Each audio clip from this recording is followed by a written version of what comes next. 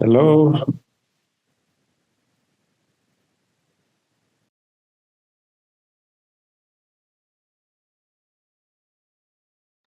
Hello. Good morning, everyone.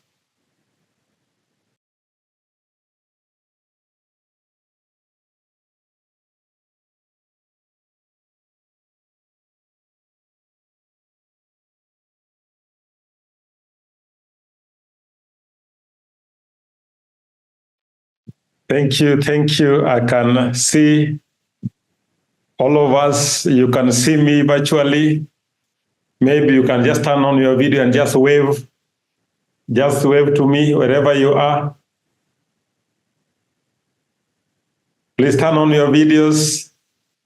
I've seen the request that I unmute you. Please just leave it like that.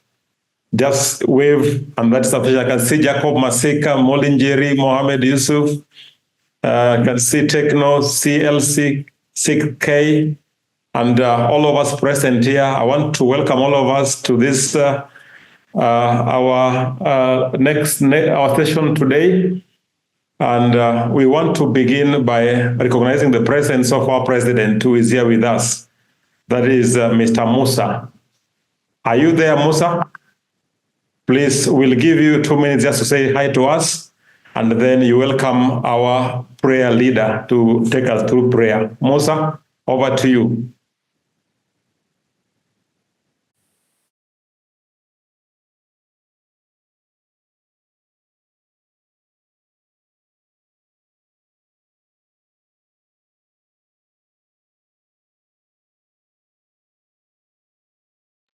Musa, you can unmute, please.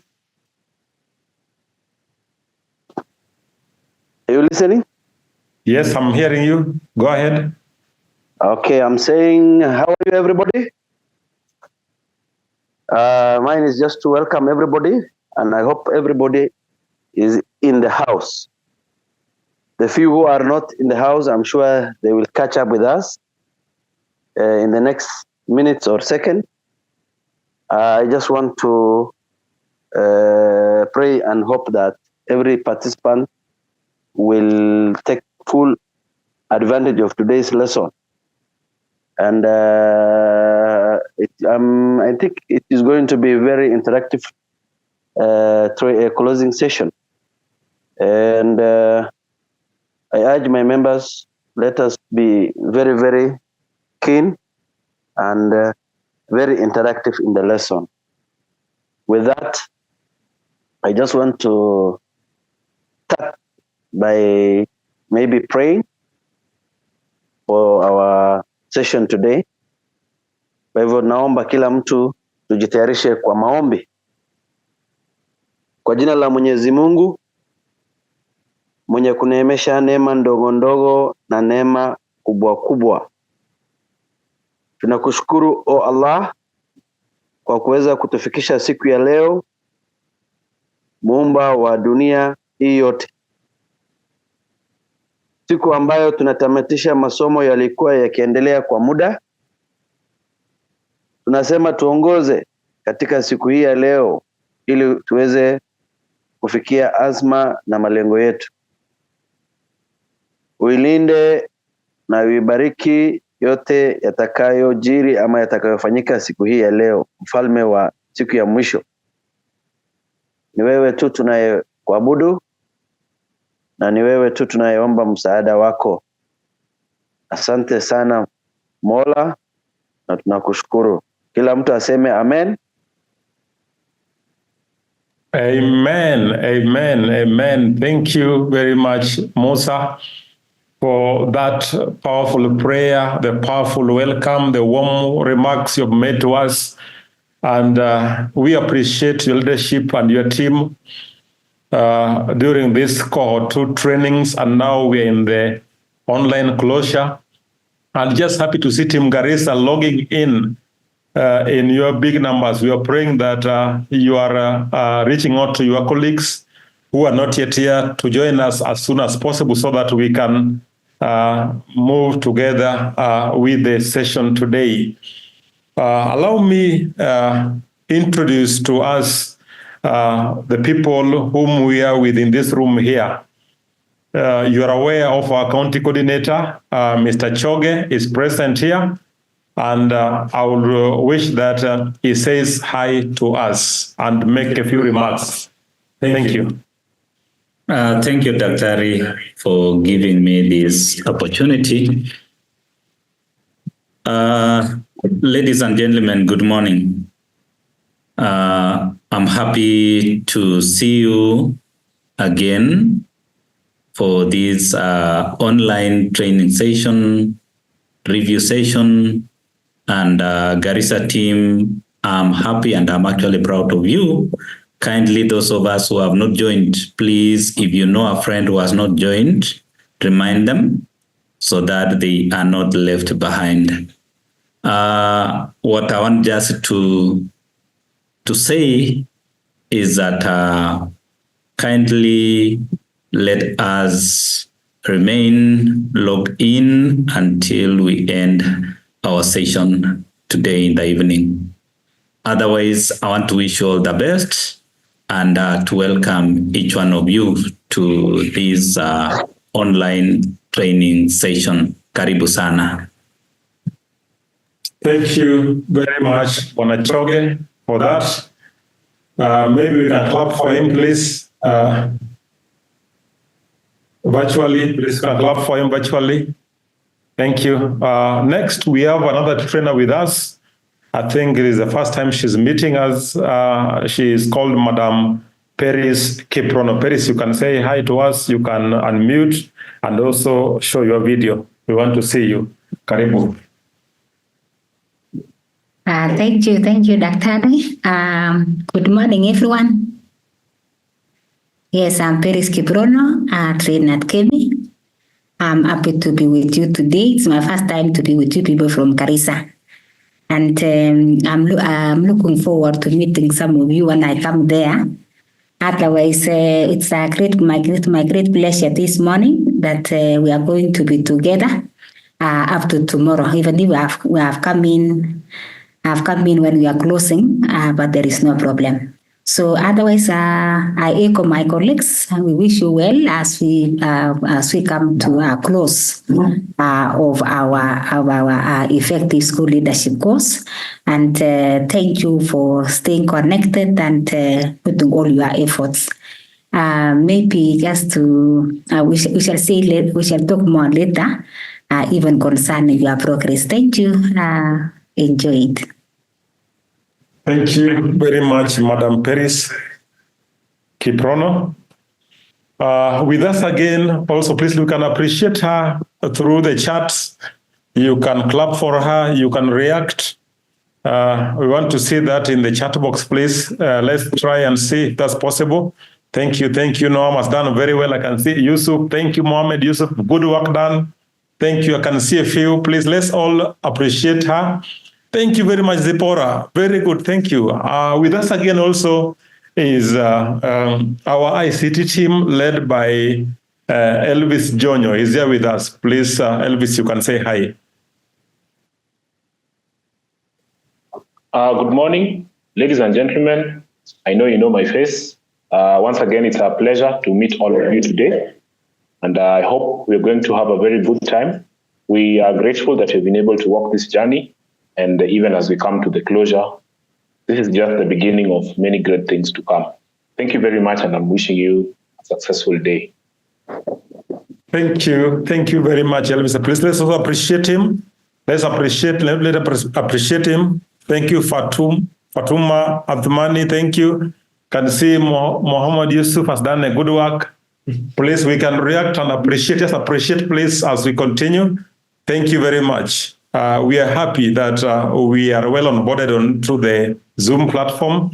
And finally with us is our also colleague here, Noam Janssens. Please, Karibu, and say hi to people of Garissa. Good morning, everybody. I'm happy to see all of you here online this morning. I feel like we are virtually in Garissa today, and I would like to encourage everybody to feel connected even though we are not together physically, we are together online today for this training. So imagine that we are together in the room as we were last time, and let's actively participate in this session so we can get the most out of it. And I would also like to congratulate everybody who made it to this session, thanks to the different sessions we had to practice. So it means you have paid attention during those sessions, and congratulations that you have made it here. And let's make the best out of this session as we close the end, as we are arriving at the end of this ESL4JS course. So hopefully I will see some nice interactions during these 2 days. Thank you very much, Noam. Thank you very much for the powerful remarks. Indeed, we are virtually in Garissa, and we are feeling the warmth of the Garissa people, the school leaders from Garissa. And we want to wish you well. President, I want you to unmute again, and in the next 1 minute, please, you can also introduce your team members in 1 minute, just briefly, please. Musa, are you able to unmute? Just introduce who are in this class here briefly, please, in less than 2 minutes, tafadhali. Musa, okay. Go ahead. We have I myself, Musa Abdullahi, Charles Omwanza, Noam Peris Kibrono, Noam Jansen, Stephen Choge, Abdi Hussein, Abdi Suleiman, Abdulaziz Jafar, Abdi Latif Amir, Abdi Salam Duro, Abel Baraza, Ahmed Omar, Alex Maivia, Ali Khalif, Yusuf, Alan Sirma, Athman Manyara, Domitila Keleke, Fatuma Shukri Yarou, Francis Mutembei, Francis Nyaga, Hamdi Muhammad, Hawa Mohamud, Hussein Aden, Jacob Masika, James Ndonye, Job Nyaga, Khalif Ahmed Hassan, Muli, Njeri, Moses Karidhi, Muhammad Yusuf, Mutunga, Musembi, Rukia Barkadle, Samson Wasula, Simon Karani, Tekno, Zipora Kungu, my secretary. Thank you very much. Those are the ones who are in the house. Thank you very much, Musa. And your cabinet, are they there? Please recognize their presence. I can see Zipora Kungu, who is my secretary, who is our welfare. I can see Osman Manyara, or Athmani, who was our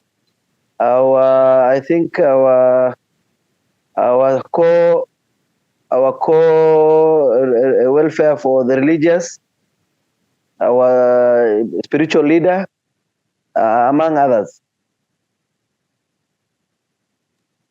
Thank you very much, Musa, for taking us through that. Now, colleagues, we want to start the 2-day online synchronous closure that, as you have noted, it was meant to start at 9 a.m.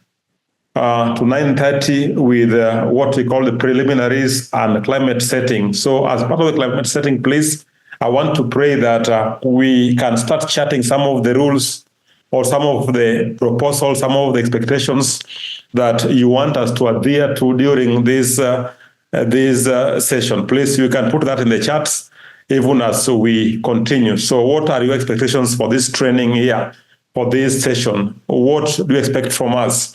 What are some of the rules that we can observe even as we move on? 2 is that at 9:30 to 11 a.m., we will be reviewing the unit number 4.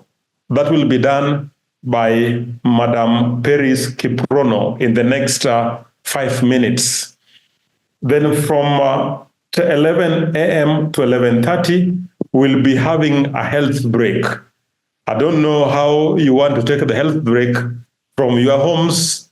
You can also propose and tell us. With us here, I can see a cup of tea. I will take it in our room here. But for you people, you can organize how to get your cup of tea next to you so that we continue without interruptions. At 11:30 to 1 p.m., we will be reviewing unit number 5. That will be done by trainer Choge Stephen. and then we will go for lunch between 1 and 2. Then come at 1, and that will be the end of today's session. Yes. Then tomorrow we'll be starting at 2 p.m. to 2:15 p.m., where we'll be doing what we call reflections on what we did on day 1. And from 2:15 to 3:45, we will review unit number 6. I will take you through that. My name is Dr. Mwanza, as you know very well. Thank you. That is from 2:15 to 3:45. And then we'll be having a health break between 3:45 to 4. That is 15 minutes health break. And then we come at 4 p.m. tomorrow to 4:30 p.m., where we'll review and support on the reflective journal and also do a presentation of the most significant change form. And between 4:30 and 5:30, we'll be having closing ceremony, where we'll be able to listen to various speeches from probably the CEO, Kemi, by day is around. I think is one of the rooms. He may join us anytime from now. We'll be hearing the speeches from the trainers across Kemi, that is the 3 of us, and we'll also be hearing from Noam and also from the coordinator for the VVB programs, and also even from our president, Musa. So Musa will want to hear from you tomorrow as part of the closing speeches. So I was just asking that we share some of the expectations, some of the rules we want to observe, some of the house rules. I can see some of us are talking about health break M-Pesa. Some are talking about reimbursement of data bundles. Some are talking about active participation. Thank you very much, Fatuma, for that. Phones in silent mode, please ensure that you're always muted, like he has mentioned. We are talking about respect for others' opinions. We are talking about bundles, punctuality. Very good. You have tried your best today, but we hope that we'll be more punctual next time. Thank you. Online safety and precautions. Thank you. Vitamin M. What is this vitamin M? I know it anyway. Please don't tell me. Vitamin M. I know it very well. Thank you. Thank you. Why do people like vitamin so much? People of Garissa? Colleagues from Garissa? Thank you. Thank you. No session within the session. Yes, thank you. Observe online etiquettes, among others. And most importantly is that even as we proceed on health breaks, please, we request you to ensure that you come back in a time, like you have mentioned as part of the rules here, on time management. And also, we are requesting that we observe the online etiquette as Elvis took us through last time. So we are hoping that none of us will be present and also absent at the same time from this class. Please, let's be fully present. You are physically present next to your gadget, and you are also listening to us. Not that you put your gadget on, then you disappear and go for other activities. Some have traveled from school, their school to a place where they can get internet. Are there any reimbursement? Thank you.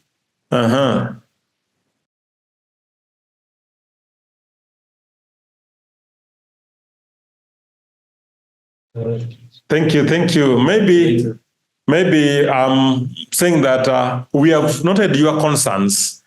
There are a number. We'll be deliberating on them shortly. So by the time we are ending the day, we'll comment. But you're aware that Kemi and VVB delivers. Is that right, members? Kemi and VVB delivers. Please say yes if it is true. So we've noted your concerns. Yes, thank you. So once you put them there, like we promised, we'll give you feedback on your request there in the next few hours. That is at 1 p.m. as we end the today's session. So we deliver and we always listen to you because you are our main clients, and we hope that all is well. Thank you. As I welcome the first presenter, we have a minute to go. I want to remind us that as Team Garissa, we had pledged to finish number 2. But from the reports you have seen, I think we are still fairly much behind at 83%.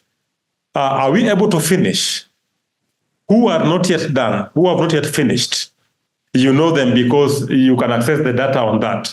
Please, can we implore them to complete the remaining part of the course, please? We are requesting that all of us need to finish, and we are about to be number 2. Remember, only one has finished. If you can just put more effort today, the remaining people, then we can still be number 2 as we pledged last time. The portal is not working. Please, we are taking note of that. We'll chat you and see how we can help you in a few minutes.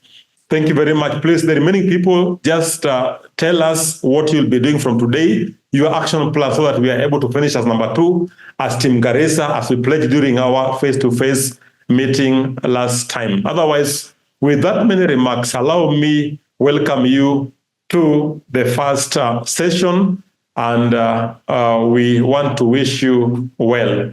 Thank you very much, and I want to welcome Madam Peris Kiprono to start us off in the next 1 minute. Elvis, thank you.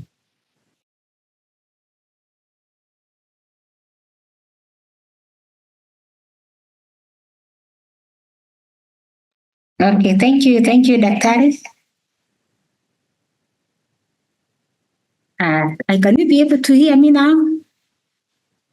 Good, thank you. So I want to appreciate Dr. for taking us through the preliminaries. Now we want to start off with our review. This is more or less like a recap of what we did last time when we met face to face. I happen to be in Nakuru group, and I can hear Dr. talking of Garissa. You are intending to overtake us in Nakuru. So I will need to tell my people to up the game. So otherwise, but competition is allowed and overtaking is allowed also. So I'm happy to be with you this morning. So I want us to start off now. We are going to review unit 4, 5, and 6. And so we are starting off with unit 4, which is effective resource management. And maybe allow me to put on the slideshow so that you are able to see it well. Good. So this is we have intended to split or to utilize our time. We are going to look at the introduction, activity 1, whereby activity 1 it's going to be based on accounting documents and records. We shall also have another activity where we shall be put into breakout rooms where you will be able to discuss as a group, and then you will come back to the plenary.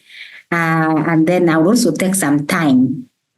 You tell me how you are faring on with the extended learning activity that you were given under effective resource management, and that will be like so.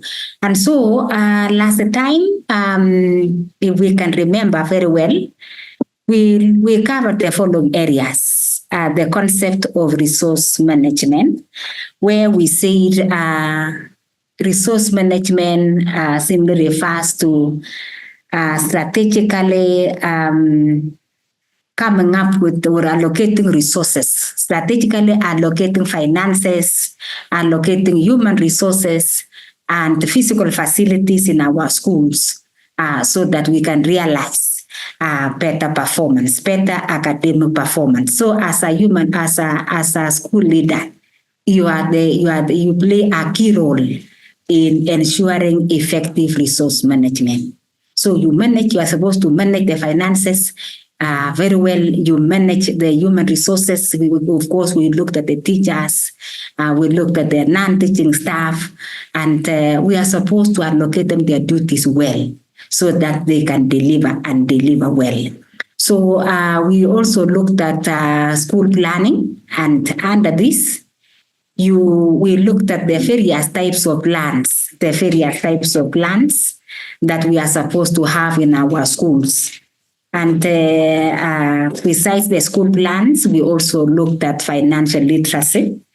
And under financial literacy, we took time to look at the various legal policies, so the legal framework that guides utilization of school funds in our schools.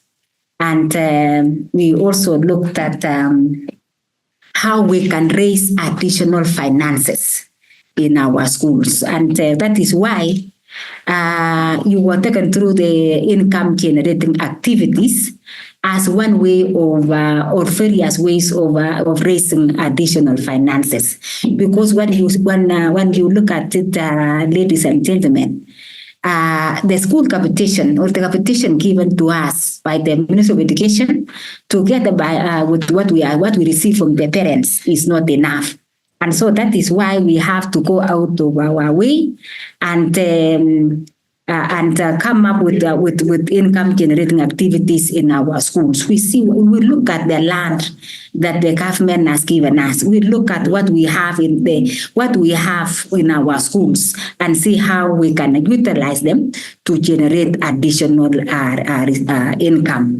And still under financial literacy, we looked at the books of accounts. The books of accounts that you are supposed to prepare as a school leader, because as a school leader, you also find that we normally say, actually, the law indicates that you are the accounting officers. You are the accounting officers, just like the way we have the CS is the accounting officer for the Ministry of Education. You are the accounting officer for our schools. So we are supposed to you are supposed to prepare the various books of accounts. Besides that, you are supposed to submit these books of accounts for auditing purposes. So when you get the notice that the auditors are coming, like for example now, we need to know at this level, colleagues, that yes, you are going to be audited by officers from the Office of the Auditor General, just like your counterparts in the secondary schools, because JS is treated as a secondary school. That's why we are talking of junior school, and the secondary schools will be called senior schools. And so that is why you find that you are now coming. You are no longer just preparing the basics, but you are taking a notch higher.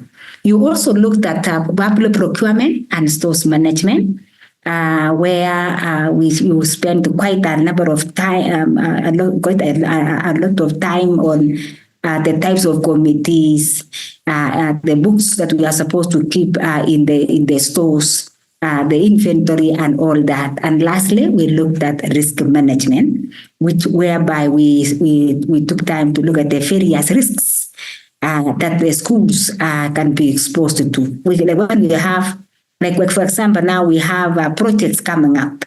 They can be and it is exposing the school to various risks. We can have credit risk. When parents fail to pay fees, we are subjecting ourselves to risks. So that is it. Those are the areas that we covered last time. And from there now, I would like us to go into activity 1, which is accounting documents and records. We want to remind ourselves the accounting documents and records that we are supposed to have. And so this is the activity. You are supposed to identify the accounting documents and records used by school leaders in their day-to-day operations. So which are these accounting documents that you normally use in your day-to-day operations in the school? And so we are going to be guided by the ICT to move on from there as we undertake the activity. Elvis. Thank you very much. we are going to go into our chat, and we are going to see, we're going to be invited to fill in we're going to be invited to fill in the chat activity. So check your chat. Please check your chat. You will see that you'll be invited to fill in the question on the chat box. So type in your answer there. It's on the chat. Check on the chat. You will see a poll to identify using Slido. Check on the chat. You will see a poll.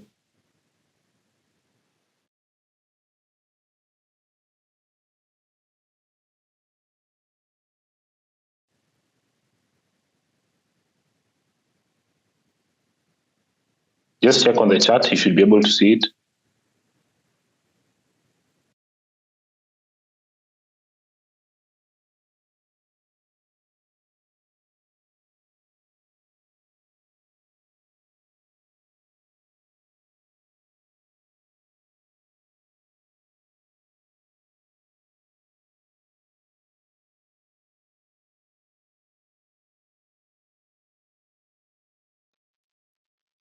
Please check on the chat.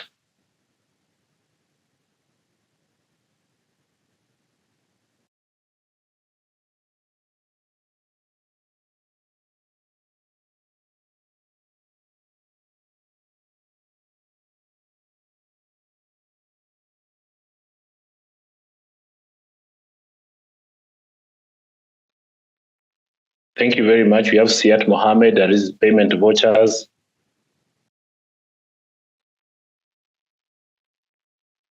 Madam Paris, you can just share your screen. Thank you.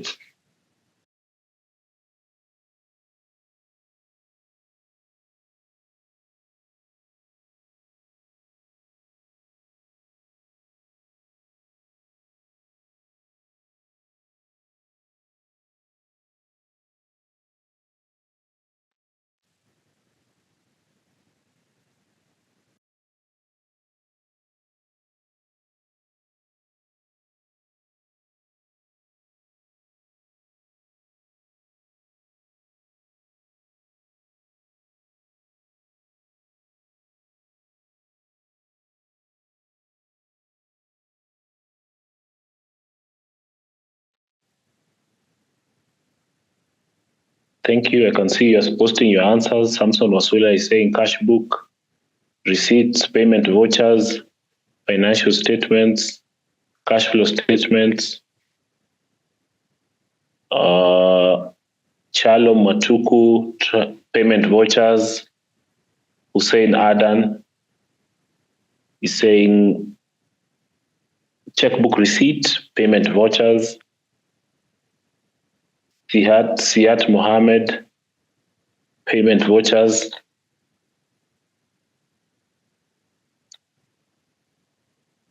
Mutunga Musembi, invoice and receipts, cash books, grant and donation reports. Ahmed Omar, receipt checks, ledger, payment vouchers. Fatuma Shukri, invoices. Alex Maivia, cash book, receipts.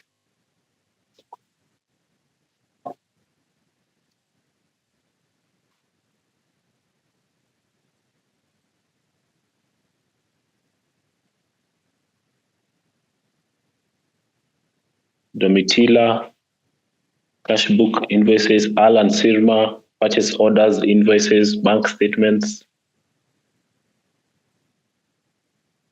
We also have Noam, who also written a cash book. Thank you, Noam. Please type in your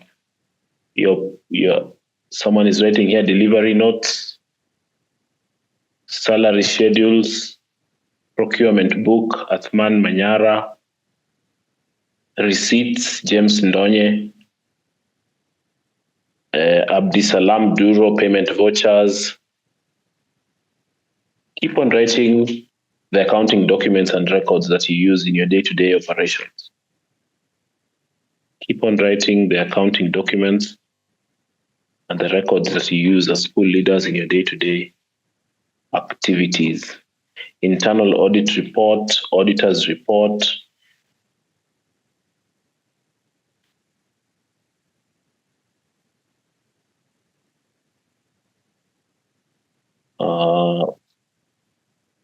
I'm still waiting to hear more from you.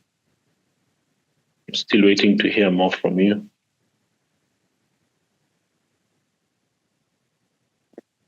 Payroll registers, Jacob Masika. Bank statements to check credits and debits into the school accounts.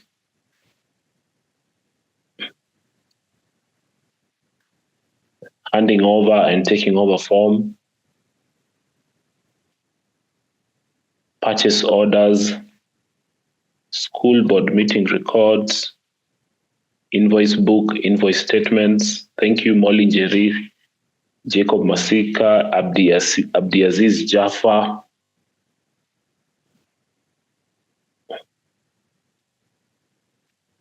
I'm still waiting to hear more from you. Some of us have not written anything on the chat. We are waiting for you.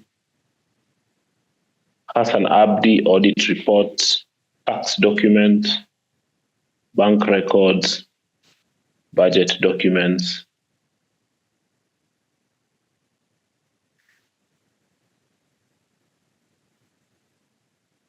We have Moses Karidi, cash book, payment voucher, Abdi Hussein, receipt, balance sheet, Jacob Masika, external audit report, Ismail Omar, cash books, Molin Jerry, procurement and disposal records. We have Hassan Abdi, expense records, Atmani Manyara, inventory. We have Sirma, student attendance records. We have Abdisalam Duro, handing over, taking over. Some of us have not said anything on the. We have asset registers. We have receipt books. We have expandable ledgers. Think of all the accounting documents that you use in your day-to-day school activity. We have the annual budget. You can also try and think about something that has not been said. Try and think about something that has not been said. Balance sheet, annual budget.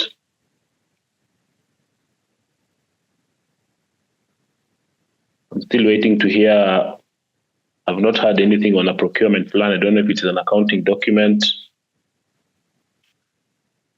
I'm still waiting to hear more. Capital assets. Waiting to hear more. Those who have not said anything, continue. We have the petty cash log, Abdi Rizak Hussein.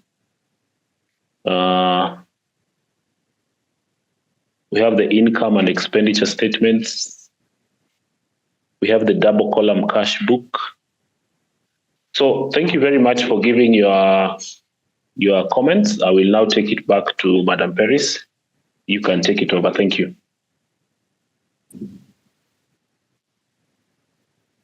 Thank you, Elvis, for that good work.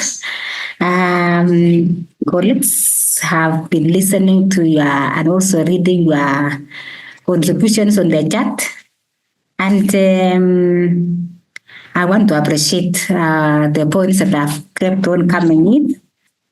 Most of us, we have mentioned correctly. You have given us correctly what you normally use in your day-to-day operations in terms of accounting documents. Because as accounting officers, you are supposed to prepare those documents. So when we talk of accounting documents, these are books, as somebody mentioned, to record cash flows, money coming in and money going out. So when money is coming in, how do you prove that money has come in? So you prepare things. I mean, you have to record or you have to issue things like receipts and what have you. But there are some people, I think they went out of their way. They went out of topic. And somebody talked about procurement documents as an accounting document. So you find that when it comes to procurement, we might not use any, like for example, now the tenders. There is nowhere we use tender documents to prepare books of accounts. You cannot use a tender document to prepare a cash book, for example. Somebody also talked about auditors' report. When the auditors come to our schools and they give us those reports, sometimes they give us, they qualify us or they unqualify us. You find that they cannot find their way. They will not assist us in preparing something like a trial balance or even a balance sheet. Handing over and taking over. I'm so happy that you are aware of the documents that we are supposed to hand over when we are exiting your station, that we are supposed to hand over to your incoming colleague when your time comes to an end in that particular school. So it is good that you stay live on what documents are required during the handover and the taking over. But these documents, some of them includes the accounting documents. And remember, when we talk about the accounting documents, they are the ones that have been audited, fully audited by the auditors that are supposed to be handed over during the handing over and taking over. Someone also talked about the school board meetings. I believe you are referring to the minutes. The minutes will not form the accounting documents. They will not form the accounting documents. Someone talked about inventory. Like when we keep ledgers, the ledgers, when we're looking at the ledgers last time, we looked at the various ledger books that we are supposed to have in our stores, like the S1 ledger and the S2 ledger. So thank you for your contribution. That is what you mentioned, but this is what we actually expected to hear from you. We wanted to hear things like our receipt books, things like cash books. You know, like for example, now when in the cash book you record on one side you record money coming in, and the other side you record money leaving the institution. You have payment vouchers. We wanted to hear that. We wanted to hear things like invoices. And ladies and gentlemen, when we had the KPIL, last time when we had the KPIL project sponsored by the World Bank, when we asked the schools, when we asked you people to give us the invoices, we were surprised. Some colleagues were saying, "What is an invoice? We don't have invoices." So we were wondering, we at this level as a school leader who is managing KS, you need to be conversant with such documents like as invoices, because and you will expect an invoice. A creditor to issue you with an invoice. A creditor is someone who the school owes money. So the person you owe money must give you an invoice. They must give you an invoice. An invoice is a document, is an accounting document that is used to demand for payment. So when the auditors come, they will say, what triggered this payment? It is because the supplier asked for it by sending an invoice.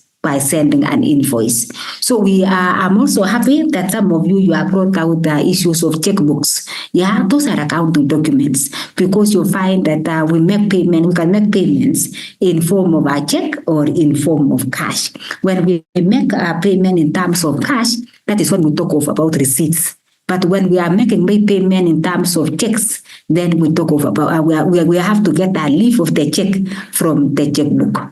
So we have quite a number of payment and receipts and payment documents that we use in our schools. One of you also mentioned about the bank statements. That the bank statement that you get from the bank. You are, as a school leader, at a glance, you are able to know how much is in the bank. When you are giving the board of management the financial status or financial when you are making a financial report on the status of the school, you are able to look at what is in the books of accounts. what is in our trial balance and how much do we have in the bank. So you can do that by asking for the bank statement. We also have, as time goes by, you will be handling a document known as bank reconciliation statement, whereby the school bursar will be able to reconcile for you or to tell you this is the balance in the bank and this is the balance in the books of accounts. And sometimes they don't reconcile. Why? It's because there could be a check that could have been deposited by a parent in the bank, but has not matured yet. So or maybe that has not been deposited. So the parent has just recorded as brought in the check, but that particular check has not been deposited in the bank. So in the cash book, we are seeing in the bank column, money has come in. But in the bank, it's not yet reflecting because it has not yet been taken to their bank. So that is a bank reconciliation statement. And so, ladies and gentlemen, when you look back to your notes, we have quite a number of documents, accounting documents that you normally refer to on your day-to-day activities. So the essence of this activity was just to for us to see whether we are conversant or we wanted to know which are these documents that practically you have been applying or you have been using in your day-to-day operations as school leaders. Because as school leaders, and I had mentioned earlier that you are the accounting officers. You are the accounting officers. The BOM, like for example, now you need to think of asking or requesting the boards of management to employ for you as school bursar so that they will be able to assist you to prepare these books of accounts because there are quite a number of them. Or you can also talk to a neighboring school, like one of the secondary schools they normally have the school bursars because then when you look at the monument, the fourth head on a monument, you'll find that theirs is higher. And so they are able to employ a school bursar they can afford. And so you can approach that particular school and so that you can share. In the ministry, we are allowed to share resources. For example, now the school bursar, when they are free, they can be looking at your books of accounts. They can prepare for you your books of accounts. So, ladies and gentlemen, I want to appreciate you for that. But kindly, for those who mentioned the things like internal auditors report, let us get back to the LMS and remind ourselves again what are these books of accounts. And it's not only just to be able to remember, but to be able to prepare. So I've had actually the real books, the real documents that you are supposed to be under your custody, that you are supposed to prepare. And you are supposed to avail them for auditing. And now that we are also moving to IPSAS era, I believe this is not new to you. You will find that, like for example, now the balance sheet will have a new name. It will not be called the balance sheet anymore. It will be called a statement of assets and liabilities. So you'll find that things will be changing because, as I said, you are now being treated as secondary schools. That is why you find that you will no longer be audited by the school auditors, but you are taking a notch higher. You are going to be audited by the officers from this school, from the Office of the Auditor General. So thank you for participating and being active. And we want now to move to another activity. And I would like to request one of you to unmute in particular. Elvis, you can unmute one person to read for us this activity 2, to take us through activity 2. You can raise your hand.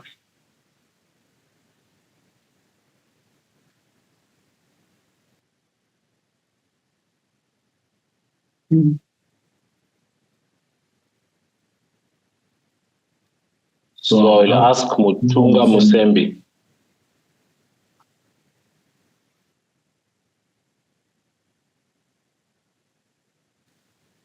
Activity 2, procurement and risk management to implement NESSP 2 2023-2027 and tackle disparities in access and learning outcomes.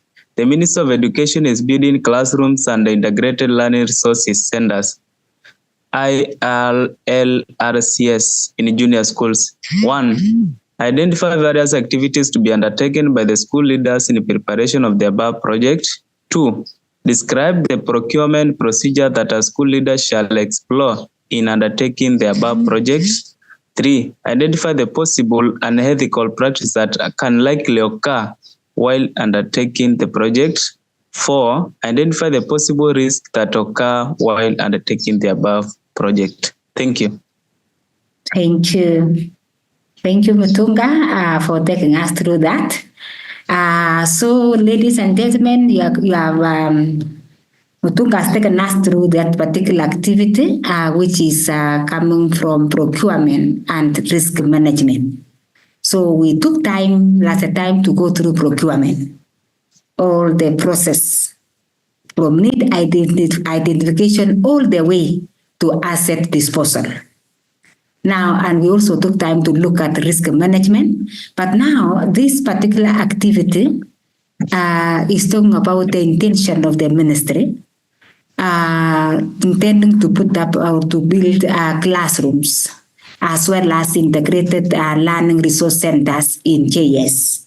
And I know some of you we are aware, some of you have received the money for building the classrooms, while others are yet to receive, because I understand they are releasing in batches. So the activity, this activity, there are 4. You can see it is put in 4 phases. We have 1, 2, 3, 4, and so we are going to put you in breakout rooms, and in these breakout rooms, each room is going to tackle one question. Like, for example, now when you find yourself in room 1, you will be tackling question 1, whereby we are asking you to identify various activities to be undertaken by the school leaders in preparation of the above project. So that you are going to put up these classrooms. You are going to put up. We are going to put up these integrated learning resource centers. When we talk about the integrated learning resource centers, these are things like the computer labs, and you are also going to put up libraries. So, what are some of the activities that you are supposed to undertake prior to taking off, or prior to taking off, or the project taking off? Now, those who are going to find themselves in room 2, you attempt question 2, whereby you are supposed to describe the procurement procedures, like the way we did last time. You will tell us the procurement procedures that you as a school leader shall explore in undertaking the above project. What are the procurement procedures that you are going to follow? Tell us again, for those who are going to be in room 3, you are expected to identify the possible unethical practices that can likely occur while undertaking these classrooms. While these classrooms are coming up, while the construction is going on, what are some of the unethical practices that may come out? And lastly, for those who are going to be in room 4, you identify for us the possible risks that can occur while undertaking the above project. So you'll find that each group in every room, you are going to tackle your question, and then we are going to give you, each one of you, we are going to give you 15 minutes to discuss your question. So when you arrive at the plenary, you are automatically you are going to be unmuted. You will be free to unmute yourselves, and so you appoint somebody to chair the session, just to control the session, and then you also have to appoint a secretary who will be noting down their points. So while the others are contributing their points, the secretary will be noting down, because the secretary who will be appointed is the one who will now come and give us the points at the plenary. So after that, we shall bring you back to the plenary, to the main hall, where all of us will be there, and we shall be saying, room 1 secretary, give us your points. The same to room 2, room 3, and room 4. So, secretaries, you take charge.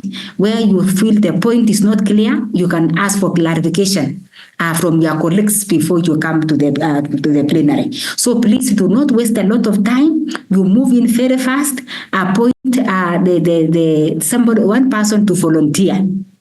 To be the chair, and then the chair under the chairmanship of the chair, you the members to appoint a secretary. So let us be willing so that we move very fast and we save on time.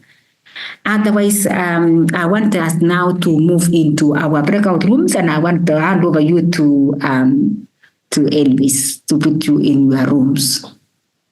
Thank you very much, Madam Elvis. We are quickly going to move into our groups. You're going to be automatically placed in a group that is room 1, room 2, room 3, and room 4. So just check on your phone. You already have the instructions. I will be in the rooms posting the instruction on the chat again, just in case you had forgotten. The time is 15 minutes. We are going to begin. Asante, nilikuwa nataka niwe presentation. We are about to get back to our plenary.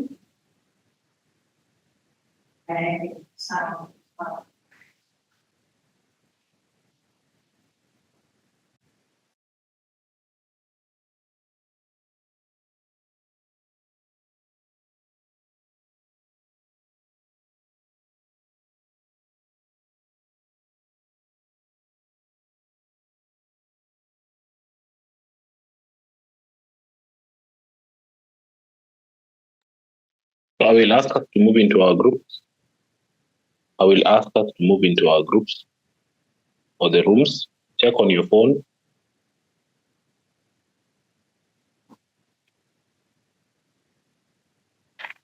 Please check your phone and join the room. Check your phone and join the room.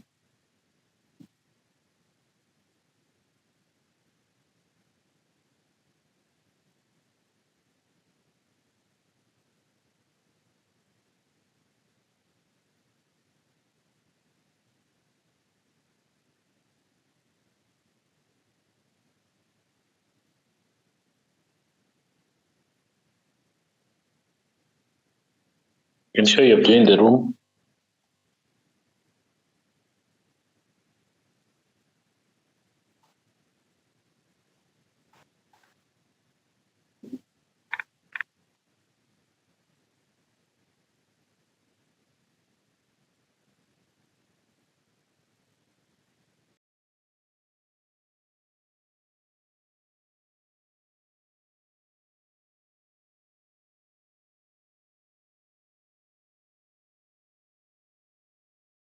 Okay, let me welcome each one of you back from the breakout rooms. So welcome to the plenary.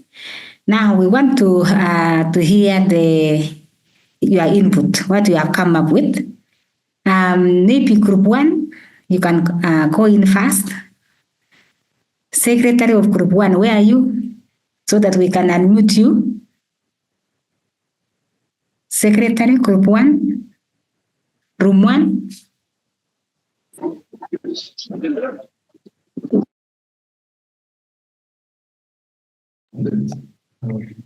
Room 1, raise up your hand. Go to the reactions, raise up your hand so that we can give you the opportunity. Very good. That is Domitila. Domitila, we want to admit you. Domitila, let me see where you are. She can just unmute herself. I see that it is unmuting herself. Good, very good. She's already unmuted. So, Domitila, go ahead and give us your points. Okay. Morning, everyone.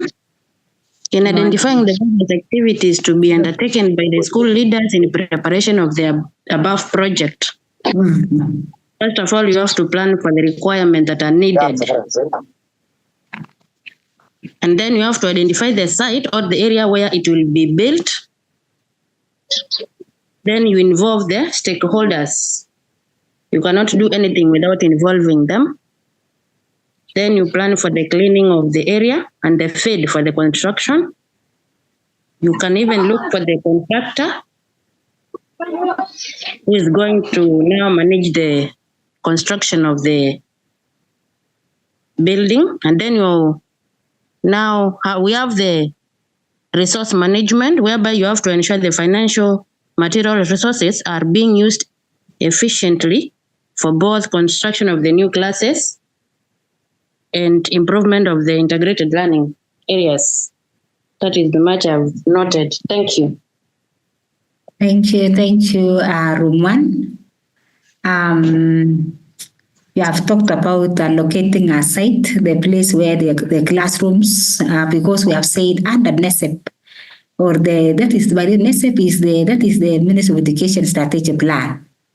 And so it's the strategic plan of the ministry that you put up their classrooms to take care of their learners while they are in junior school, while they are at your place.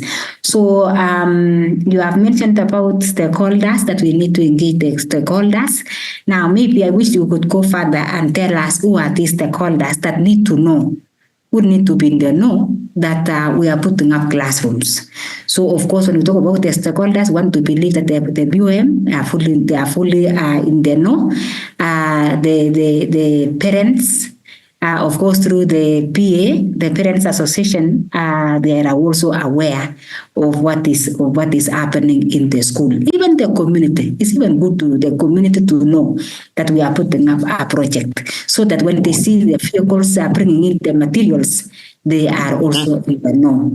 Now, when we came for K-10, there is something we talked about on safeguard. Do you remember the safeguard? Kindly, who is this? Who is making noise in class? We are in class and we said we maintain silence. That's what we agreed on.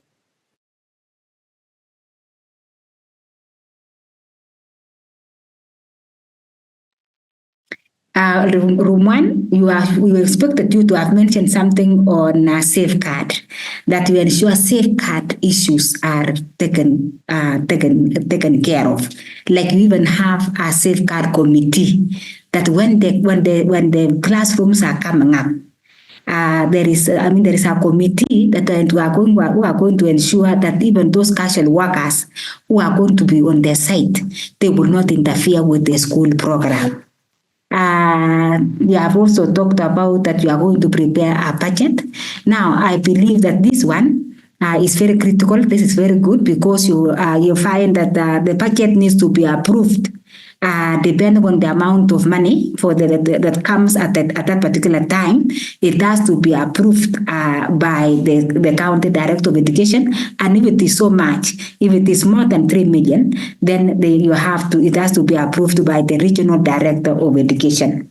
And of course, you have talked about preparing besides the budget. When you go for the approval by the CD, of course, you also have to go with the BQs, the bill of quantities, and you have talked about the plan. That is the drawing, the structure, the drawing for the structure.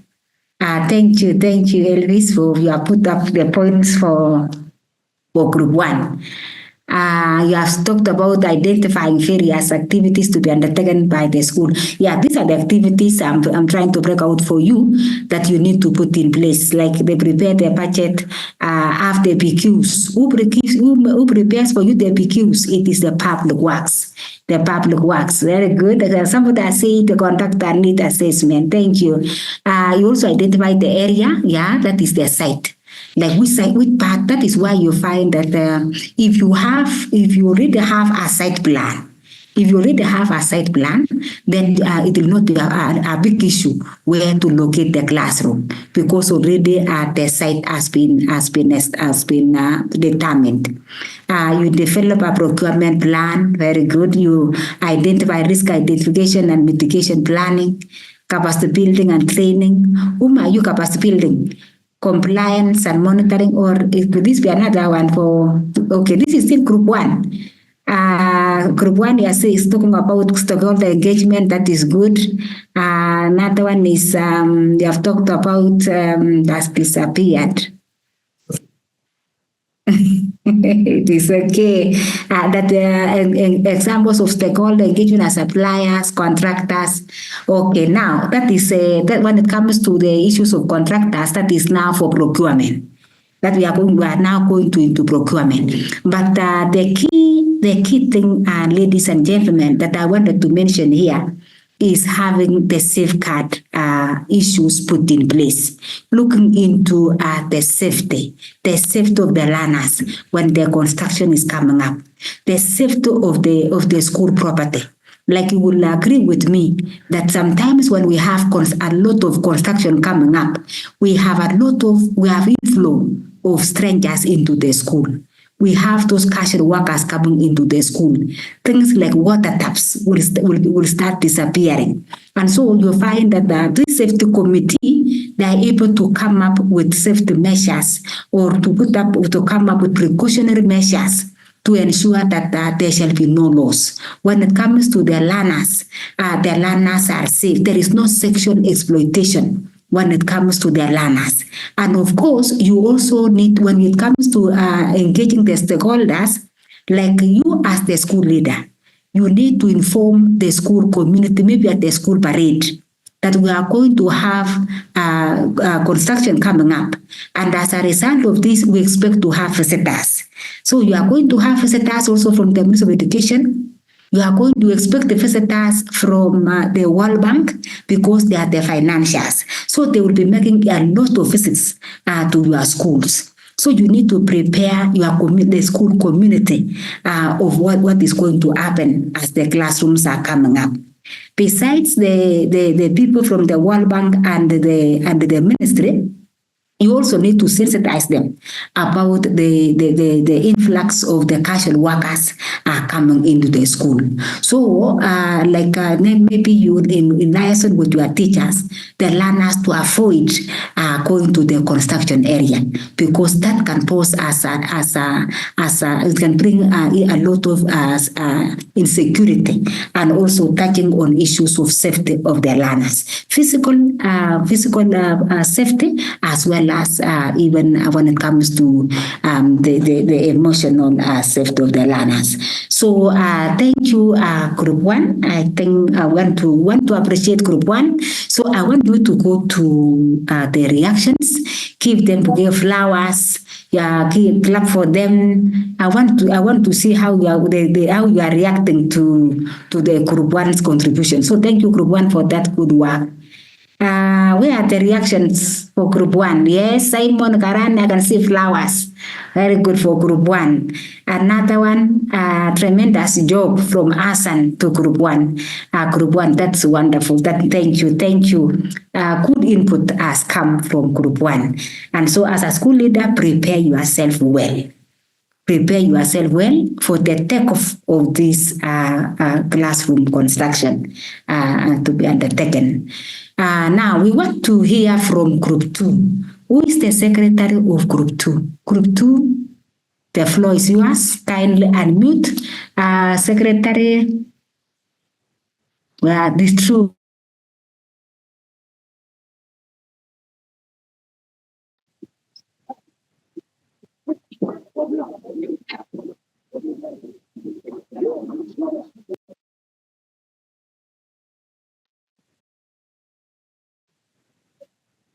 Okay.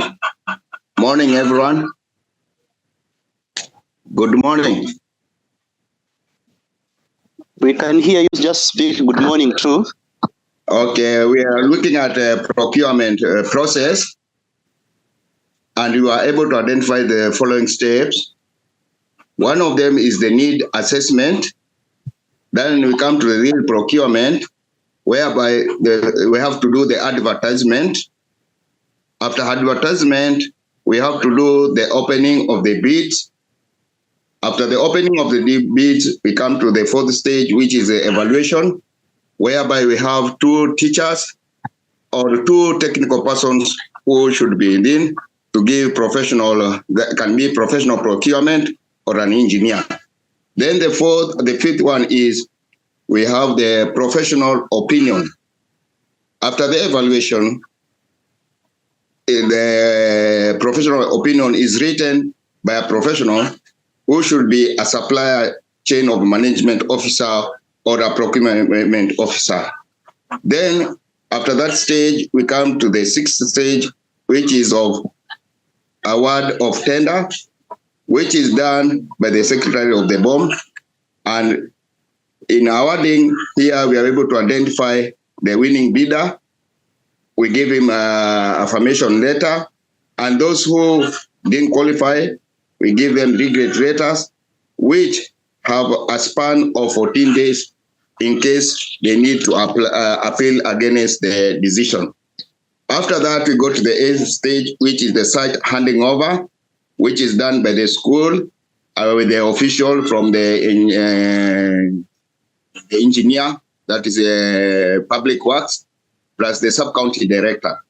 Then after that, we have the stage where it is commencement of the work. This is done immediately after the site handing over is done. And it includes on when to start the work and when to complete the work.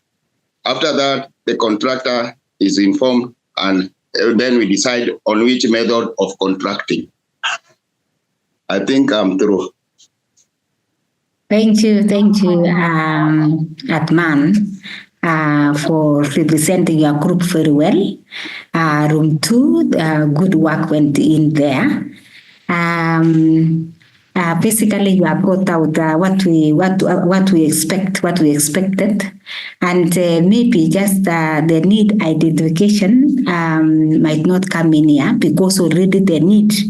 Even the ministry has identified the need for you, that there is a need for a classroom, that you need a computer lab because of the learners, because KS is being domiciled in the primary and not in the secondary.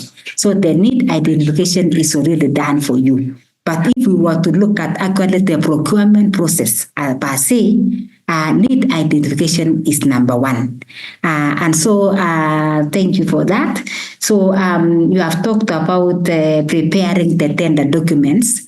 Maybe before you prepare the tender documents, there is you need to look at you need to do the approvals, just that we had mentioned earlier, the approvals of the PQs, the approvals of the budget by the CD and all that. So after the approvals, now we expect you to go into preparing the tender documents, and that is what we have said.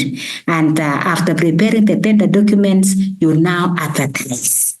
You advertise. And you talked about methods. Thank you for mentioning about the methods of procurement. You find that when it comes to construction, when it comes to infrastructure, when it comes to building the classrooms, the ministry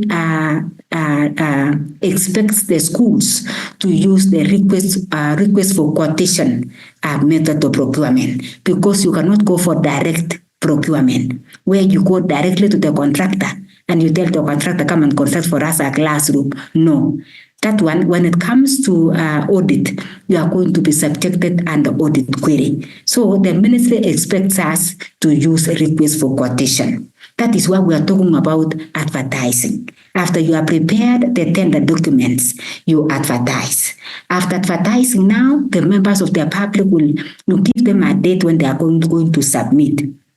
when they are going to submit the tenders, so to the tender box. So you need to prepare a tender box as a school leader to whereby you receive the tenders. After receiving the tenders as a school leader, not the BOM, it is you, the school leader. You now set a day when the tenders are going to be opened. And I'm so happy, Adman, you have brought out that the committee who are going to be involved in this tender, opening tender evaluation, they are teachers. These are teachers. You can get the JS teachers. You can also get the senior teacher from the primary. Even your deputy can also in the be. But you find that they are supposed to be ad hoc. Remember, we said they are supposed to be ad hoc, meaning they are supposed to be temporary. So you appoint the open committee to open the tenders, and then you dismantle. They are supposed to give you minutes, and then you proceed to the evaluation stage, where you now appoint evaluation committee. These are now teachers, but under this, you must have someone from public works. You must have someone from public works to help you when it comes to issues of evaluation, because they will be able to tell you who has done a good work, very good, who has done a good work. So after the evaluation committee will rank for you number 1, number 2, number 3. So now, according to you as the head of the institution, as the accounting officer, this is where, Adman, you have talked about professional opinion.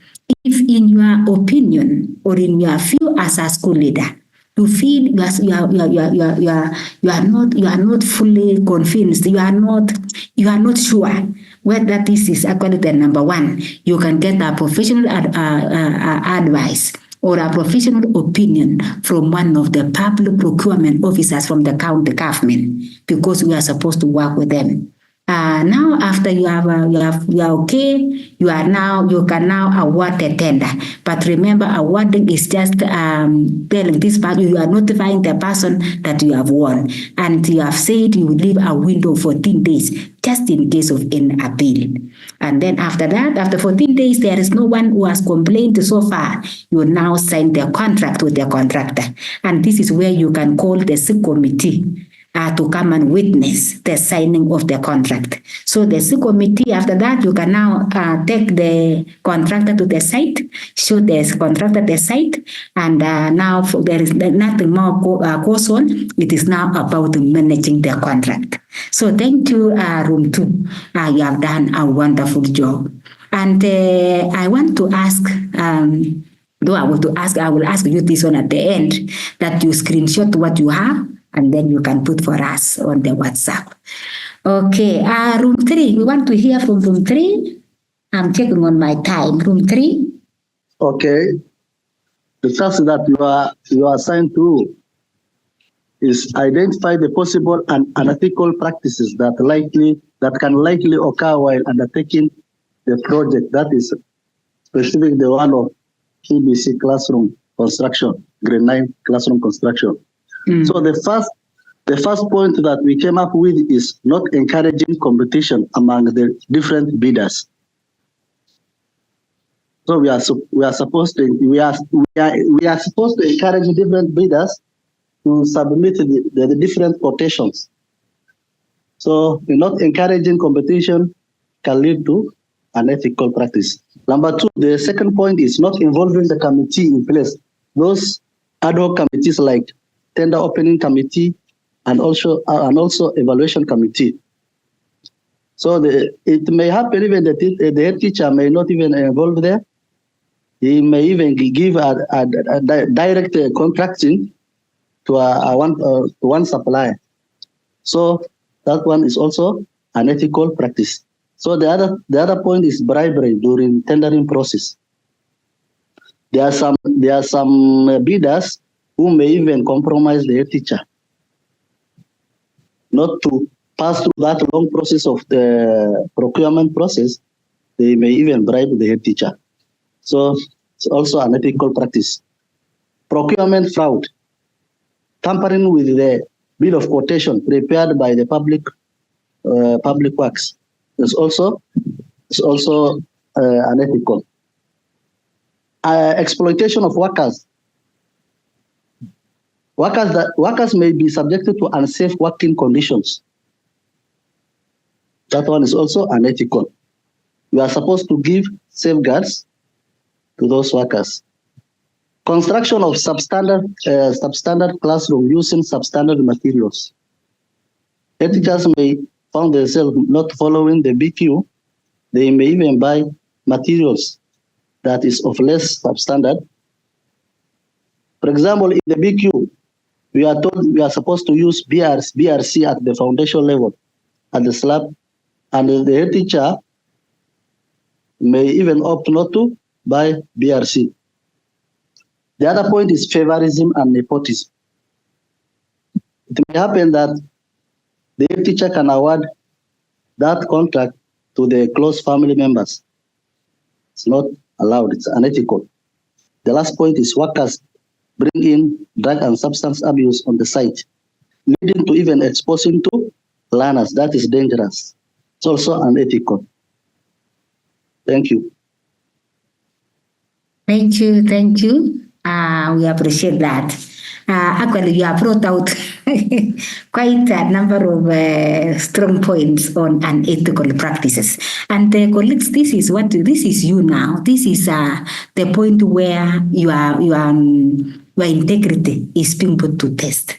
So issues of bribery, where somebody tells you, you give me this work, I will see you on the sites and give you a brown envelope. Please do not compromise your integrity. You are putting up these classrooms and the ministry expects a lot of integrity from you, that you be guided by Chapter 6 of the Constitution. You have talked about sexual exploitation. That one we have talked about one issues of workers, conflict of interest. Now, you have seen what some of our, like you have seen like what is in the media now about the governor of Samburu. Conflict of interest. We are not supposed to do business with the school. We have been training the BOM, telling the BOM we are not supposed to do business with the school. So you, even as school leaders, you are supposed to ensure that you do things in a transparent manner. We are advertising because we want to promote competition. We want the members of the public to participate in these substandard materials. Look into the quality, that the quality of the materials going into those classrooms. So we are doing this courtesy on behalf of the BOM. Nepotism, where you give to your brothers, please, conflict of interest. Drugs, where we have talked about cash and workers. Inflow of strangers into the compound. If you are not keen, you find that the drugs will find their way into where their learners are. So thank you so much, Room 3, for that good work. I think we shall appreciate each one of you at the end to save on time. Kudos. Thank you. There's somebody that said, Mosa, the class president, has said kudos to Group 4. We are coming to appreciate Group 2 and Group 3. And I am aware of that. Now the last group, we want to hear from Room 4. Take the shortest time, Room 4. Room 4, just unmute yourself, Secretary. Hello. Hello, everyone. Hello. Yes. For Group 4, we were tackling the question, identify the possible risk that can occur while undertaking the above project. So for us, we decided to specify our projects, and we decided to choose construction of computer lab, so that we can be able at least to identify the risks. Therefore, under construction of computer lab, we decided to categorize the risks, whereby we tackled the financial risks, we also tackled the operational risks, and also we tackled the educational risk. Under financial risk, we were able to look at cost overruns, whereby the actual cost of the project might exceed the initial budget due to unforeseen expenses, changes in scope, or materials price increases. That normally happens most of the time, whereby the budget that we put for our costs might overrun us.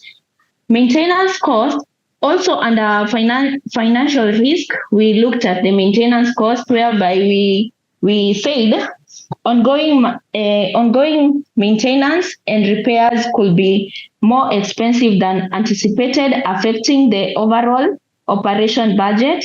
That normally happens. All the school leaders can attest to that. Equipment obsolescence. Under this, we said technology evolves rapid, and equipment in the laboratory might become outdated sooner than expected, requiring cost replacement. That normally happens also to us, whereby we purchase some equipment and then after some time they refuse to work, and therefore it requires us to upgrade them. Also, under the other category, I have said we categorized them into 3 categories.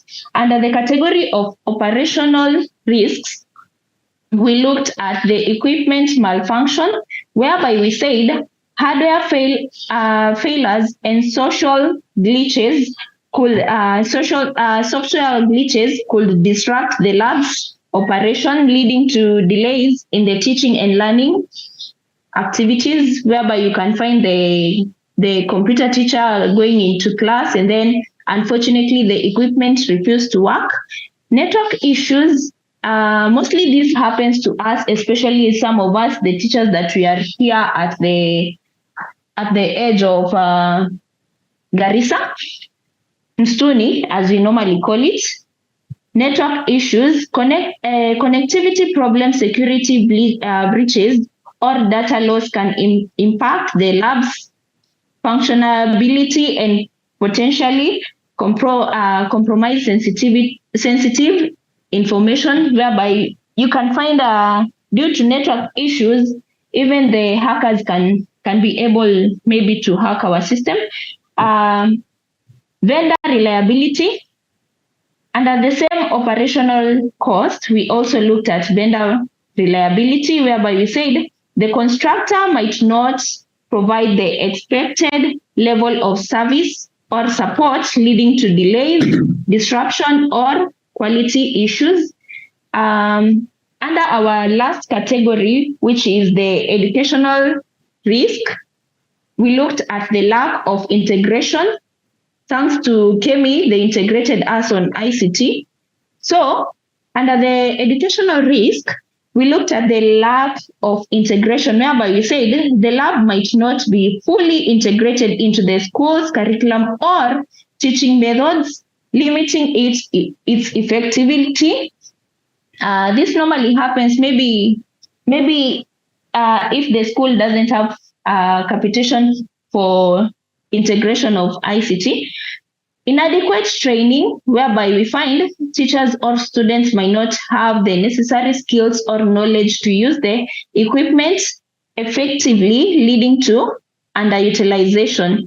We find, especially the JS teachers, you are a Kiswahili CRE trained teacher, and then you're told to teach computer science, which is a subject that maybe, as much as we are all campus students, campus graduates, you might find that most of our teachers might not be well versed on computers, and therefore this might bring a challenge. Under the same category, educational risk, we also looked at the digital divide, whereby we said if the lab is not accessible to all students, it could bring an issue whereby there is inequitability and a disparity of education. I will also look at the very last category, which is security risk. This happens, security risk, whereby we said data breaches, whereby we said sensitive students or school data could be compromised due to cyber attacks, unauthorized access, or inadequate security measures. This we also looked at our units in the Chemi courses that we took. And also we looked at the inappropriate content, whereby students might be exposed to harmful or inappropriate content online,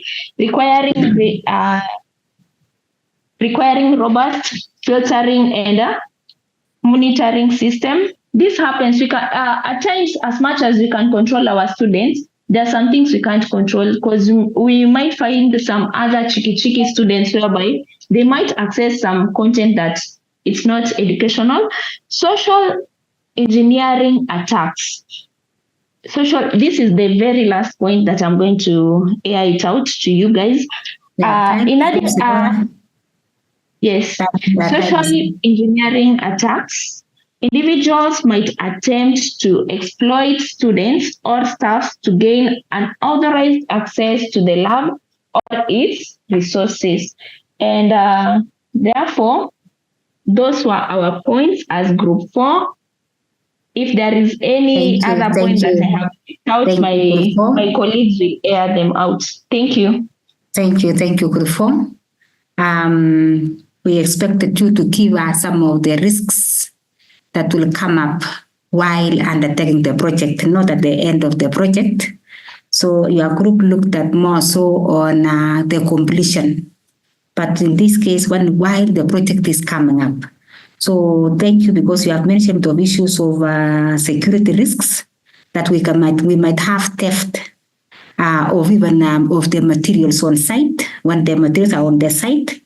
If there is no proper security put in place, we might find some of the items being stolen. We might also have issues of financial risks in terms of cost of items going up, and the contractor might require for a review of the prices.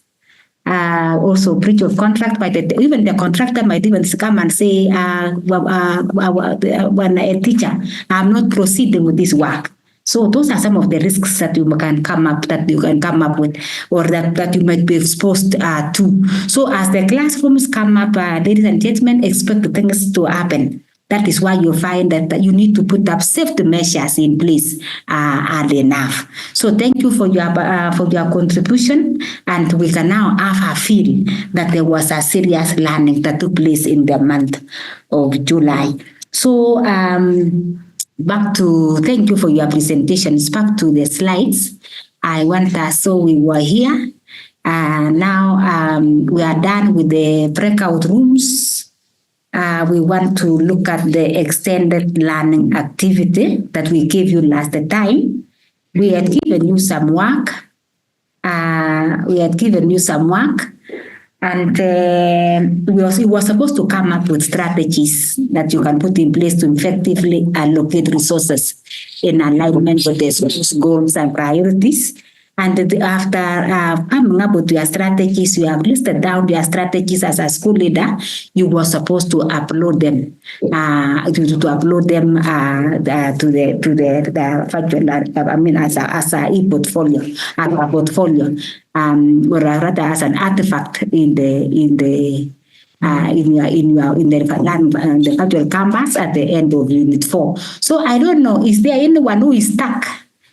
Because we have seen so far, we have 9 people who have not submitted their work. Does it mean that this extended learning activity was not clear? Is there anyone who has a problem? And we use this particular time to get your views. So is there anyone who has a problem as far as the extended learning activity is concerned? Was it clear? You can unmute, and then whoever has a challenge in answering this question or undertaking this activity can raise up your hand. You can raise up your hand. Yes, Simon Karani. You want to say something? No. Okay. Have I raised my hand up? No, I've just you have unmuted, so I thought you wanted to say something, but it's okay. It's okay. No. So, ladies and gentlemen, yes, Simon. I think maybe people have challenges with the uploading of the artifacts because of network issues. Actually, even me, like where I am currently, I'm not in school. I just traveled to a place. So I think the time was so short to an extent that people could not be able to upload the artifacts because maybe they're in school network issues. That's the reason, maybe, I think. And that's why they are not done with it. Okay.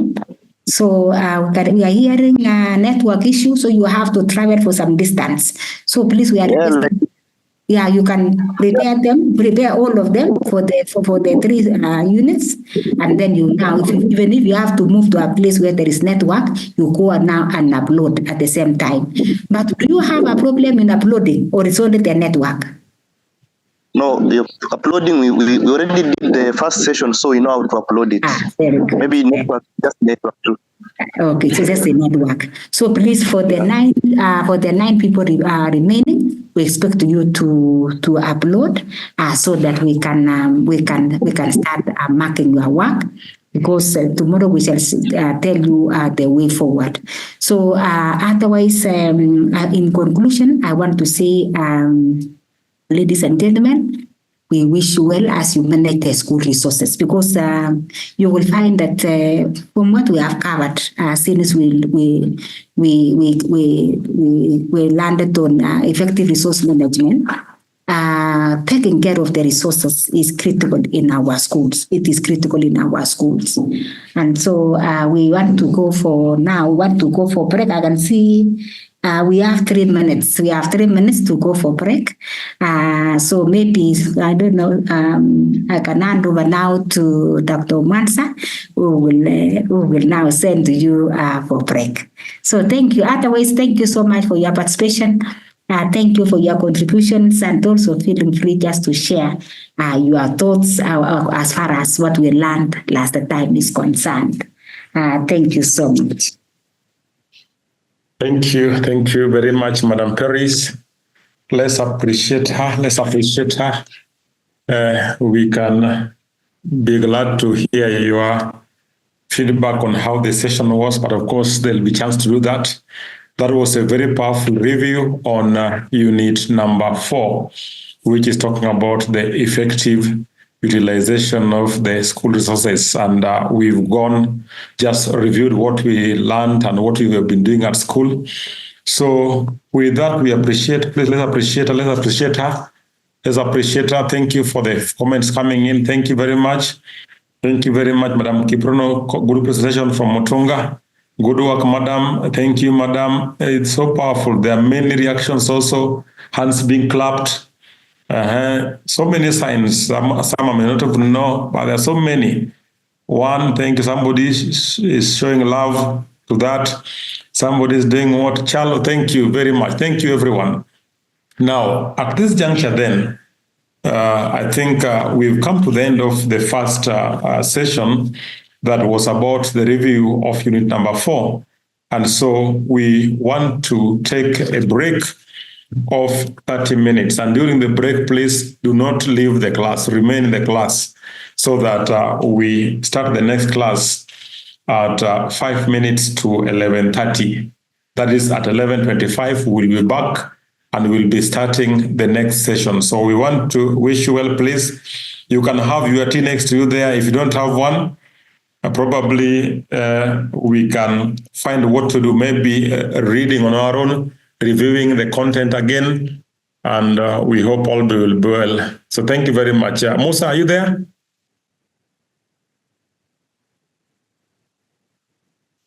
Musa, are you there?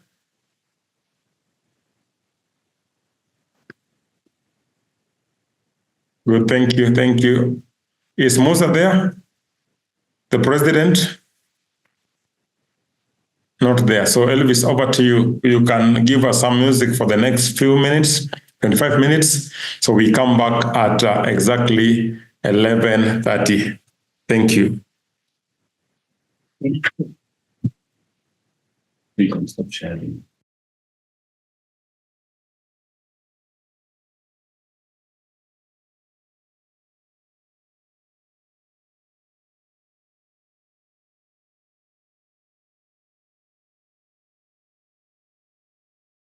Please just remain in the meeting. Do not go away.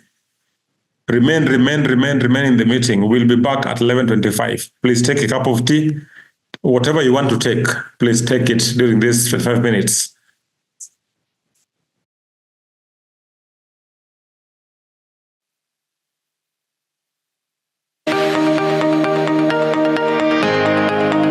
Hello, hello.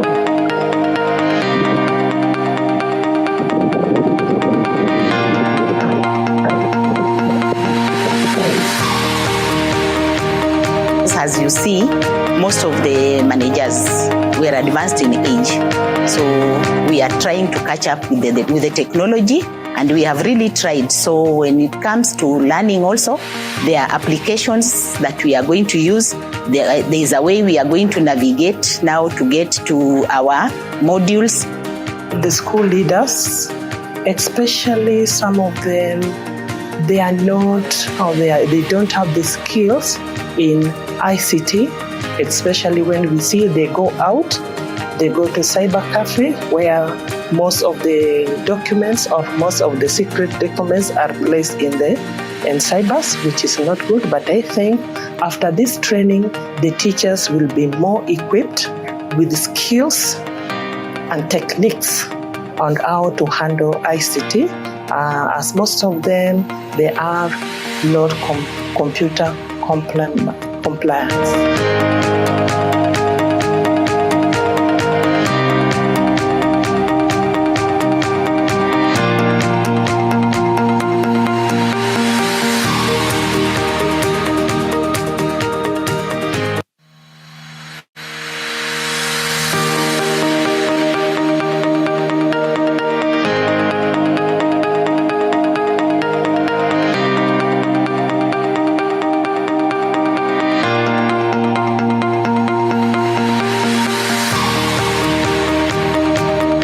People have not been out to go and take because they believe they'll be separated from family or something like that, so they are shying away from taking leadership roles.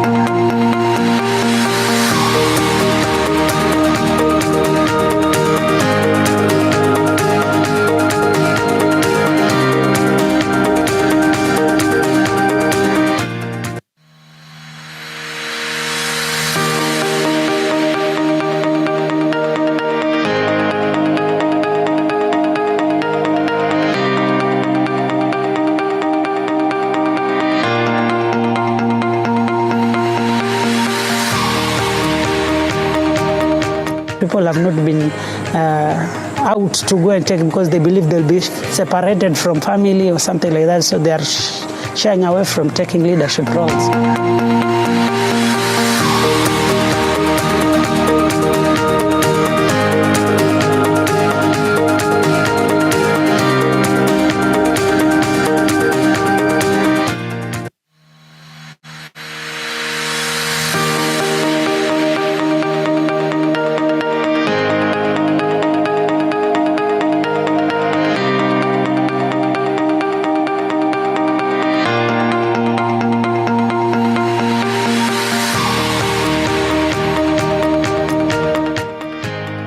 This training is very important at this level because we are getting a lot of information that we are not sure of, and it has come at the right time because it's going to make us better, more effective leaders than we were before.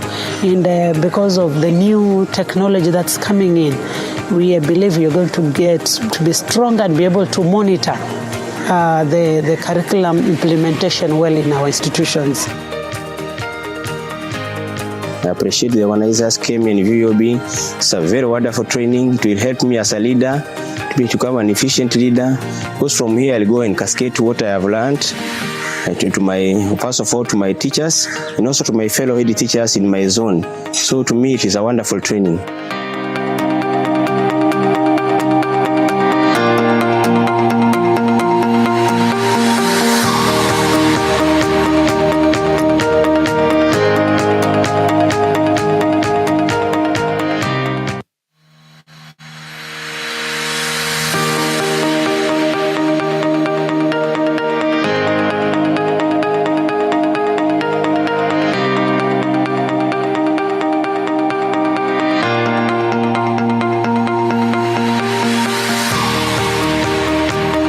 As you see, most of the managers were advanced in age.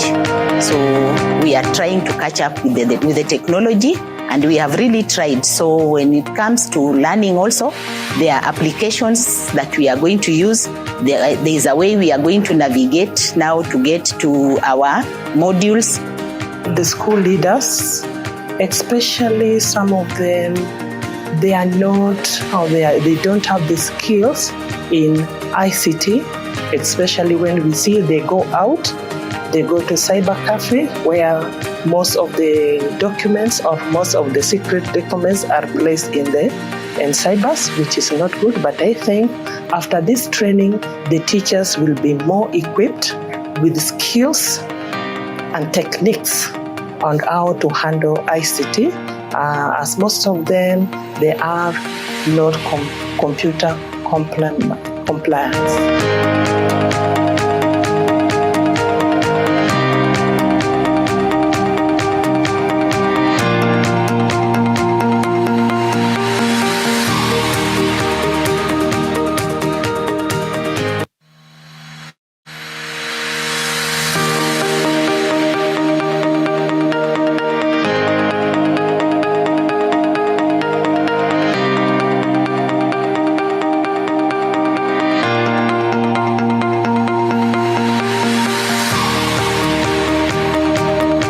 People have not been out to go and take because they believe they'll be separated from family or something like that, so they are shying away from taking leadership roles.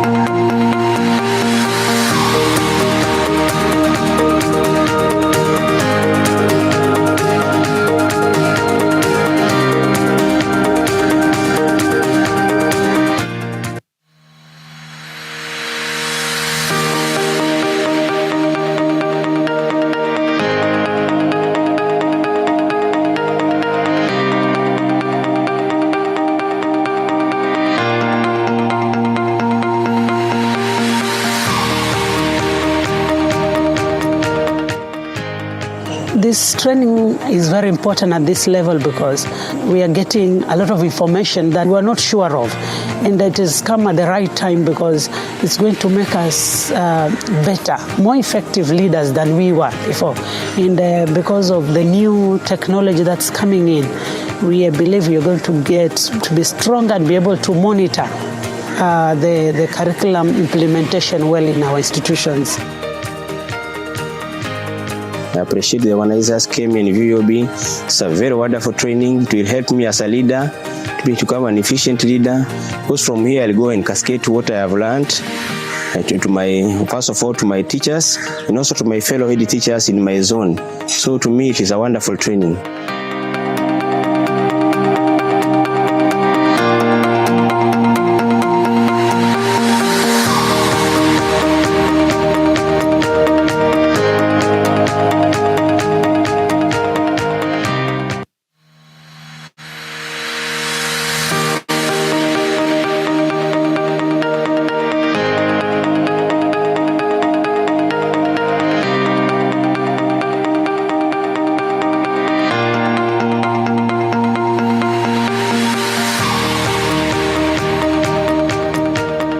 Training is important, and especially to us school leaders, because we have to lead by example. So in CBC implementation, it is us to lead the other teachers. So we need to get the right knowledge, we need to get the right skills. Even the attitude we had before needs to be changed so that we are able now to impart the right knowledge and skills to the teachers. When we acquire this knowledge also, it will help us to know what the approaches we are going to use to ensure that now the program succeeds, because it has to succeed. So we need to assist the teachers. We also need to assist the parents, because it is us they rely on. In most cases, they tell us it is you to tell us, it is you to guide us on what we are supposed to do as parents. So we need to get the right knowledge, skills, and also change of attitude. I feel very strongly that these trainings, for example, the one we have with you, the increase program, is making us be very innovative. It is going to address my weaknesses. Really passionate on the ICT aspect, because we have realized Kenya is on the 21st century skills, and our learners need also to have these skills.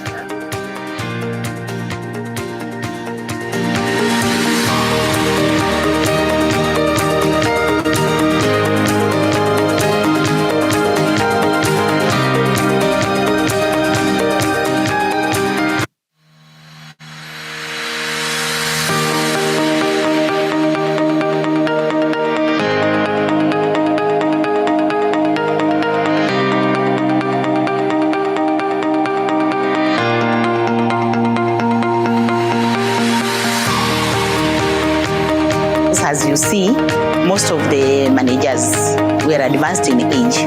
So we are trying to catch up with the technology, and we have really tried. So when it comes to learning also, there are applications that we are going to use. There is a way we are going to navigate now to get to our modules. The school leaders, especially some of them, they are not, or they don't have the skills in ICT, especially when we see they go out, they go to cyber cafe where most of the documents or most of the secret documents are placed in cybers, which is not good. But I think after this training, the teachers will be more equipped with skills and techniques on how to handle ICT, as most of them, they are not computer compliant.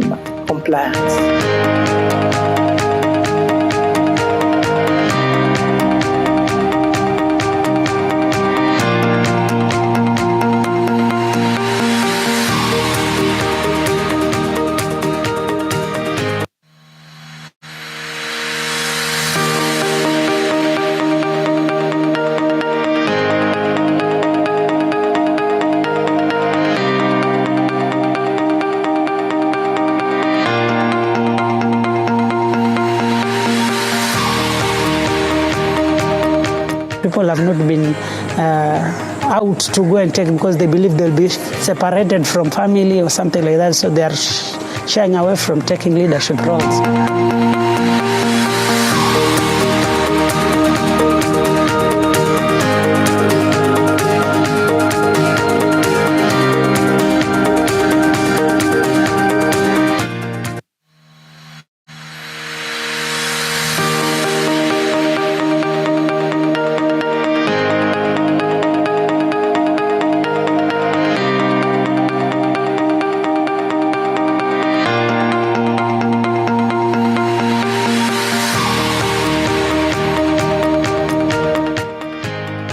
This training is very important at this level because we are getting a lot of information that we are not sure of, and it has come at the right time because it's going to make us better, more effective leaders than we were before. And because of the new technology that's coming in, we believe we are going to get to be stronger and be able to monitor the curriculum implementation well in our institutions. I appreciate the organizers came in VUB. It's a very wonderful training. It will help me as a leader to become an efficient leader. Because from here I'll go and cascade to what I have learned to my, first of all, to my teachers and also to my fellow head teachers in my zone. So to me it is a wonderful training.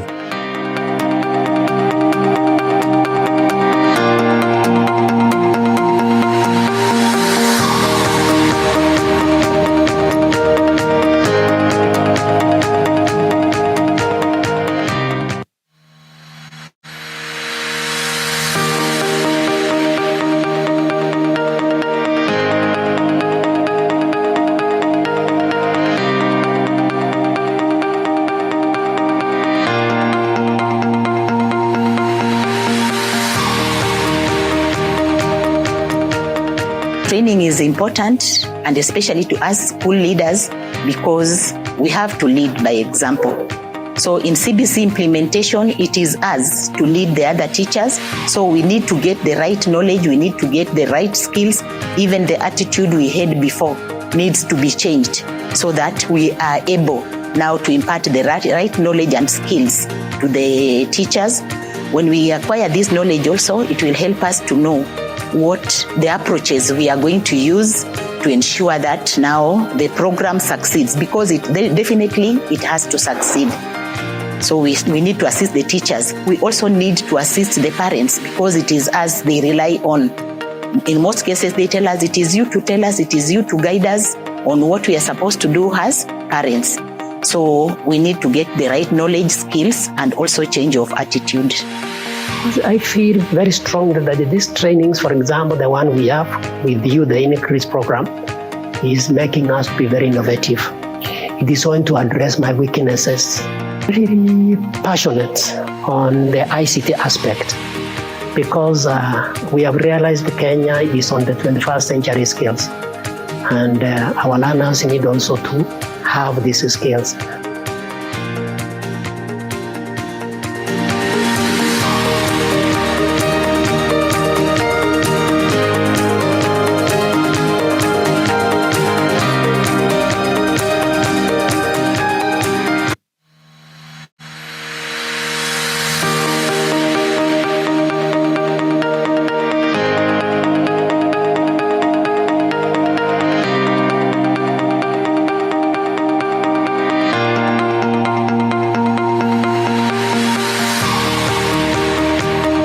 As you see, most of the managers were advanced in age. So we are trying to catch up with the technology, and we have really tried. So when it comes to learning also, there are applications that we are going to use.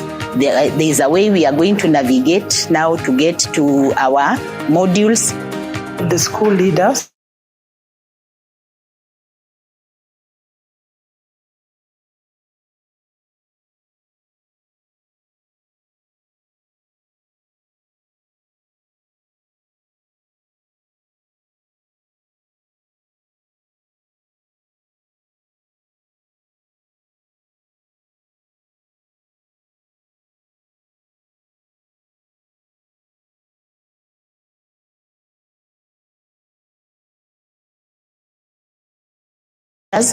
when we acquire this knowledge also, it will help us to know what the approaches we are going to use to ensure that now the program succeeds, because it has to succeed.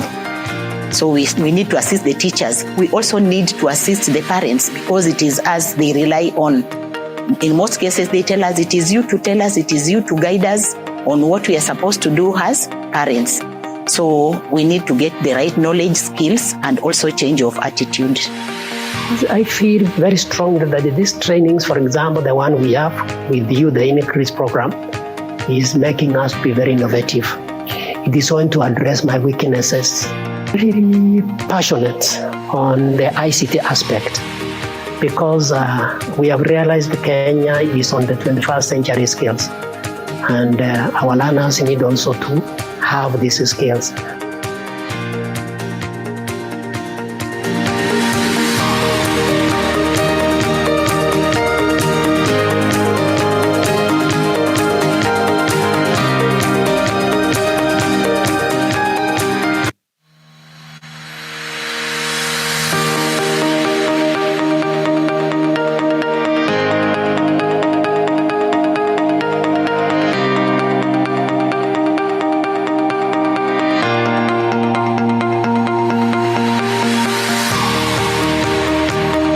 As you see, most of the managers were advanced in age.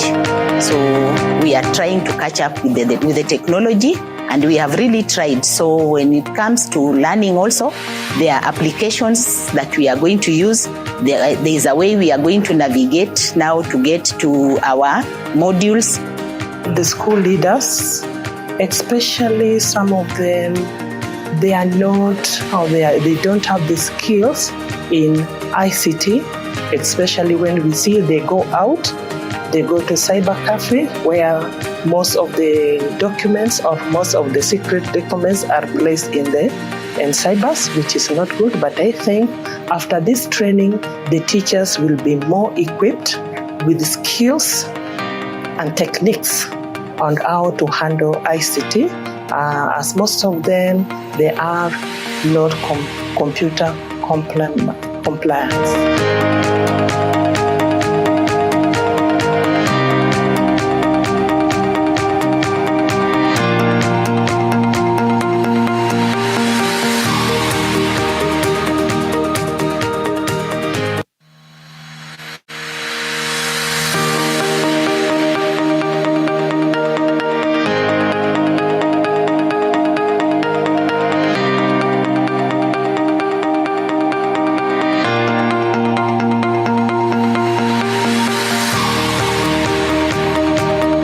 People have not been out to go and take, because they believe they'll be separated from family or something like that, so they are shying away from taking leadership roles.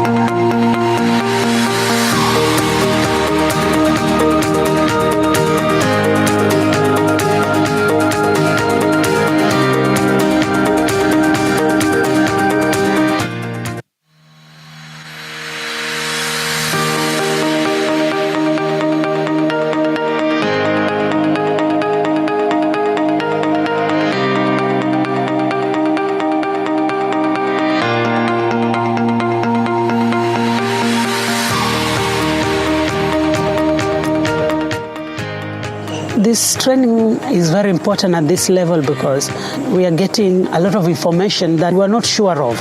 And it has come at the right time because it's going to make us better, more effective leaders than we were before. And because of the new technology that's coming in, we believe we're going to get to be stronger and be able to monitor the curriculum implementation well in our institutions. I appreciate the organizers came in VUB.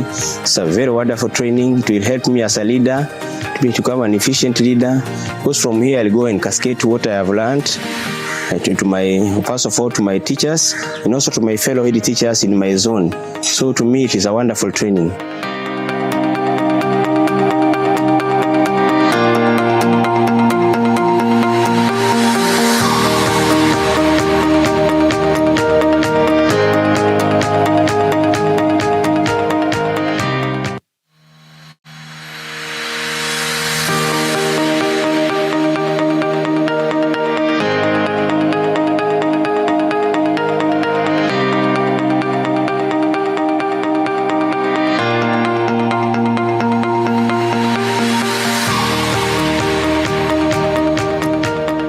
Training is important, and especially to us school leaders, because we have to lead by example. So in CBC implementation, it is us to lead the other teachers. So we need to get the right knowledge, we need to get the right skills. Even the attitude we had before needs to be changed so that we are able now to impart the right knowledge and skills to the teachers. When we acquire this knowledge also, it will help us to know what the approaches we are going to use to ensure that now the program succeeds, because it has to succeed. So we need to assist the teachers. We also need to assist the parents, because it is us they rely on.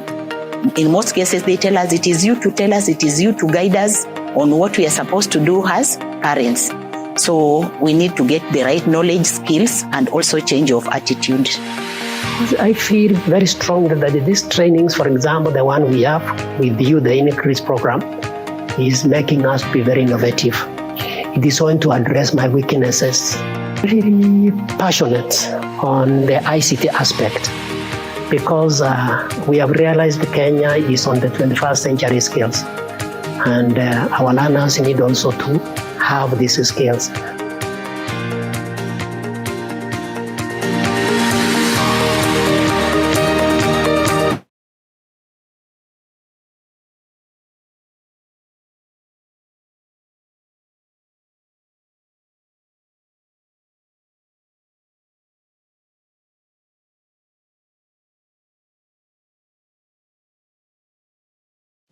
Hello? Hello?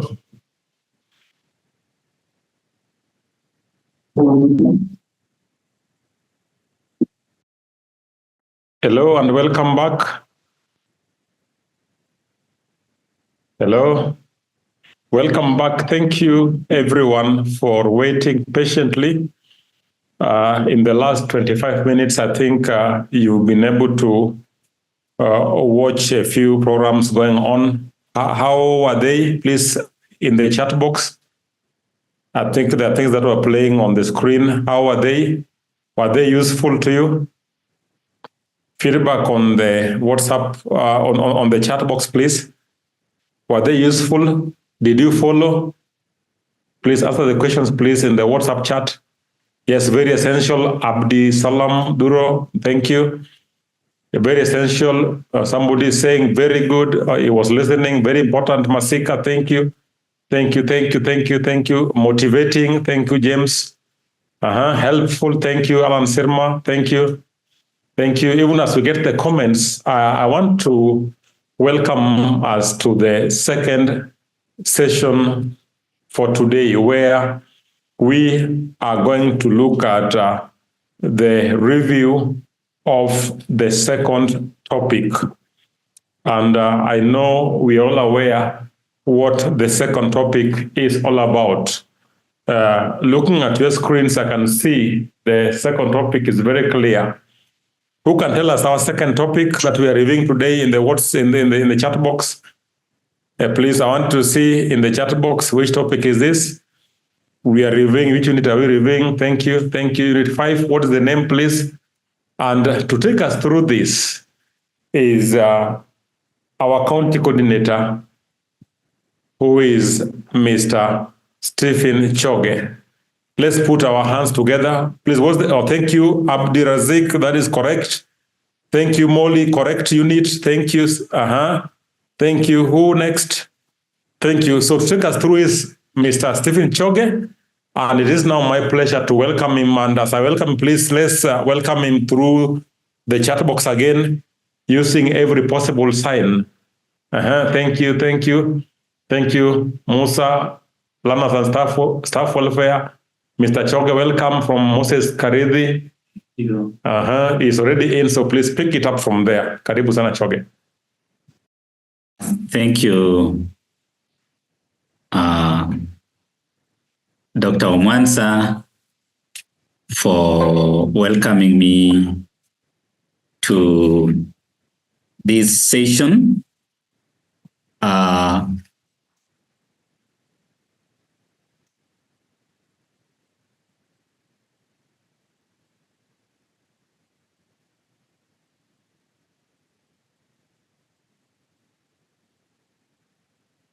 So thank you, team.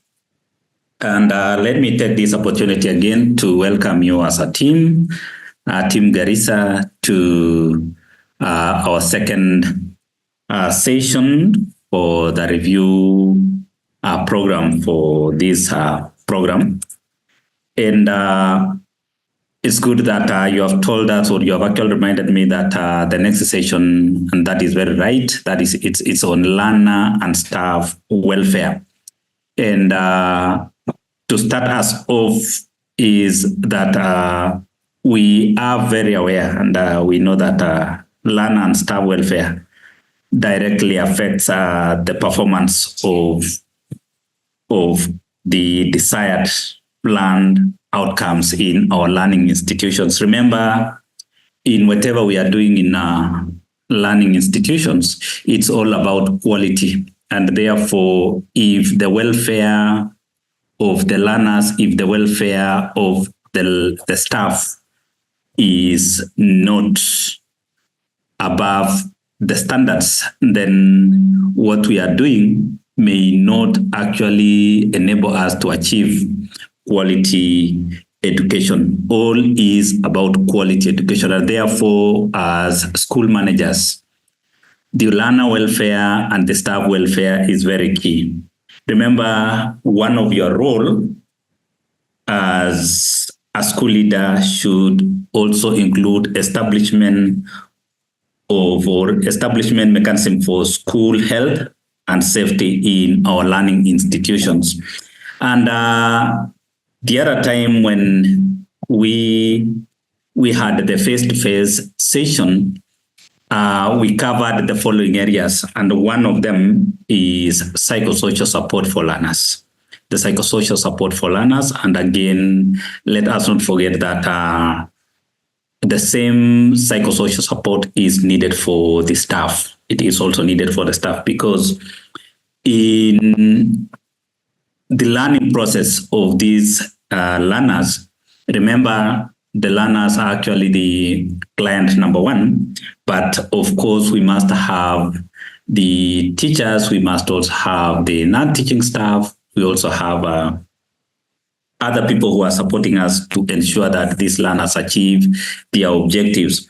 And under psychosocial support for learners, you'll find that we discussed on issues to do with the guidance and counseling of these learners. We also looked at the establishment of religious programs, which are very important. And on the implementation of the learning programs, we can't actually leave out the religious program, because in one way or another, it actually guides the learners, and especially because the curriculum is also very key. And we are also focusing on ensuring that we have values, we have positive values. We also discussed something on physical wellness activities for learners. We also discussed something on physical wellness activities for learners. And then there is something that we also mentioned on clubs and societies. Of course, we can't actually leave that also out. Remember, in whatever we are doing, it is also part of the learning process that these learners must also be able to bond and also be able to work with the others. And also we are ensuring that we are mentoring them in the other fields. And finally, we also looked at the ways of how we can actually enhance physical ambience by creating a welcoming environment. So it's part of what we actually discussed. And on school health and safety, you'll find that we touched on quite a good number of units, some areas that we actually discussed. One of them being the access to health and balanced meals and snacks, which is very important for the health of the learners. And there is also the issue of availability of clean drinking water. And I remember actually we discussed even with one of the teams, and we also agreed that it's not only right to say clean drinking water, but we are also talking about clean and safe drinking water for learners, and not only for drinking, also for cleaning of our hands. And we also looked at nutritious food. We also looked at the health education for the learners. We also looked at the physical activities, which is also very important because that is in two areas. You'll find that the curriculum has a specific time that has been allocated. And at the same time, you'll find that we need to nurture the talents of these learners, because it is part of the curriculum, and that is why we have PE, and at the same time we also have co-curricular activities for the learners. And we also talked about supportive school environment. We also talked about supportive school environment, and under that it has quite a good number of the areas that we also discussed extensively. And we also looked at the partnership with families and communities. Remember, we have that, and because most of our learners also are in school during the day, and in the evening, you'll find that they will go back to their families, and you'll find that we need to link up with them so that we have a continuation. And we also talked about the environmental support. We also talked about environmental support. And on school or staff management, we touched on quite a good number of areas. And we discussed one on school policies and procedures, which is so key. The school policies, the documents that is actually always guiding us on how to manage the education programs in our learning institutions. And therefore, when we are talking about the staff management, then what is guiding us on how we are managing or how we are directing the staff, and how are we employing these staff? How are we managing them? How are we promoting them? So, and that is why we need to refer to the policies and the procedures also, because of what we discuss. And like I had you also discussing something on in procurement, and you are talking about the procedures and the policies. It's the same also.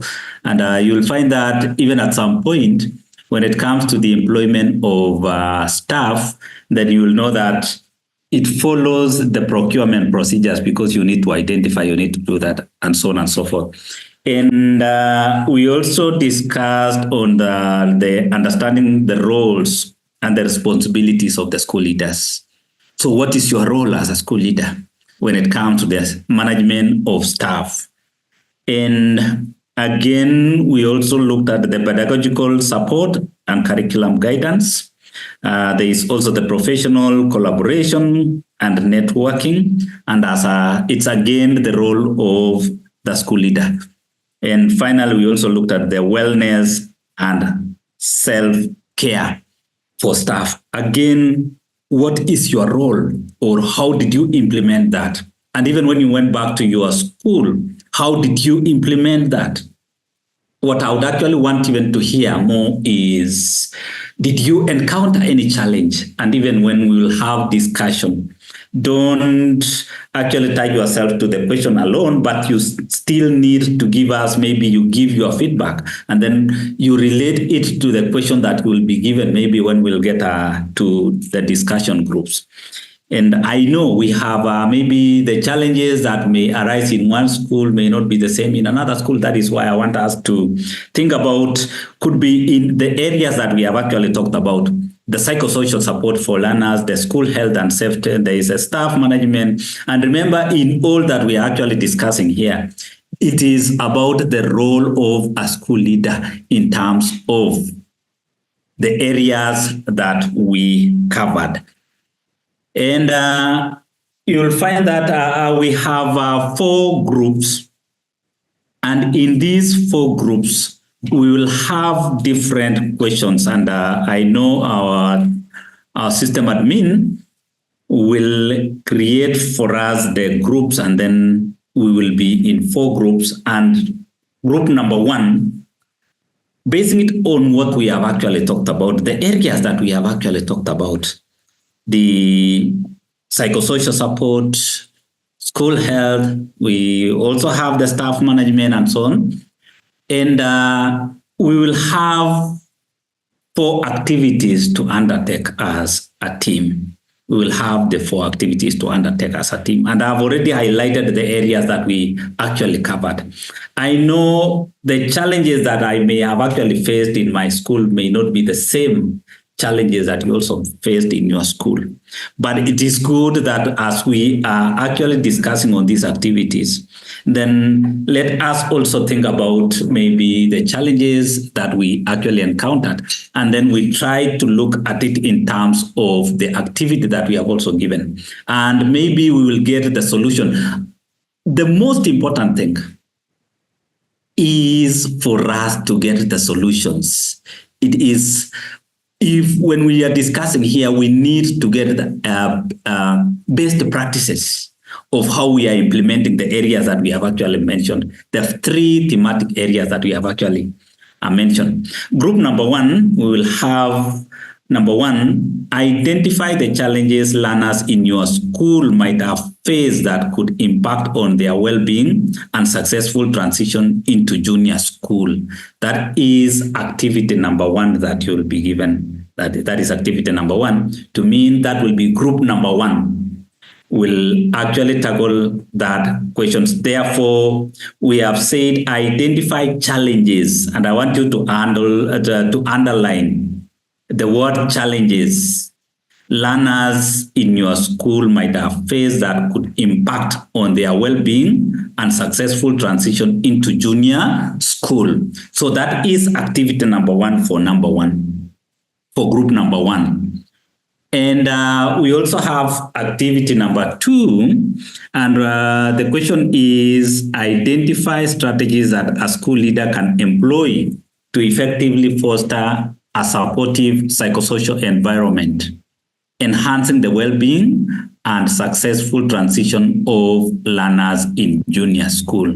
I'll repeat it again. Activity number 2, and it will be done by group number 2, is that you need to identify the strategies that a school leader can employ to effectively foster a supportive psychosocial environment, enhancing the well-being and successful transition of learners in junior school.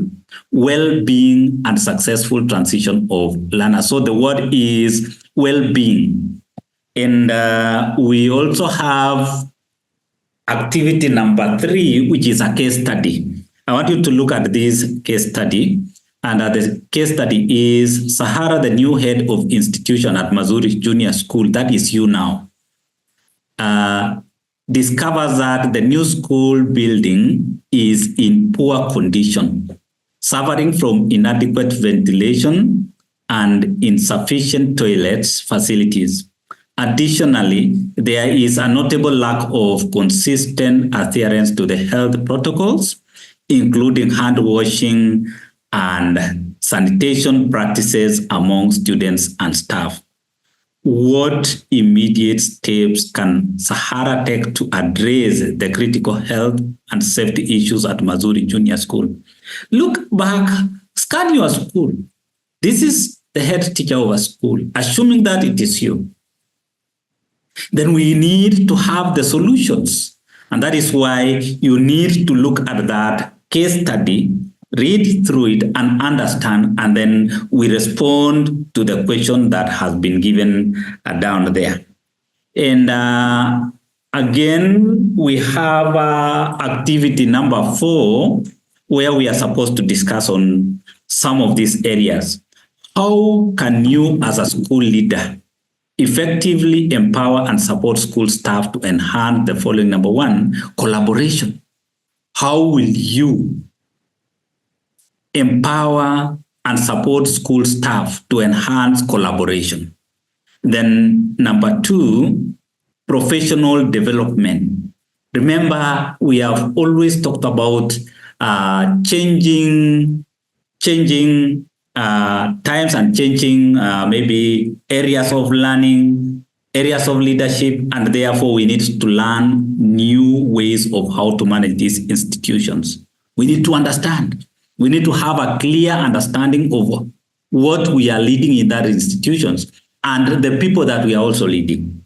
And therefore, there is also the issue of job satisfaction. Job satisfaction.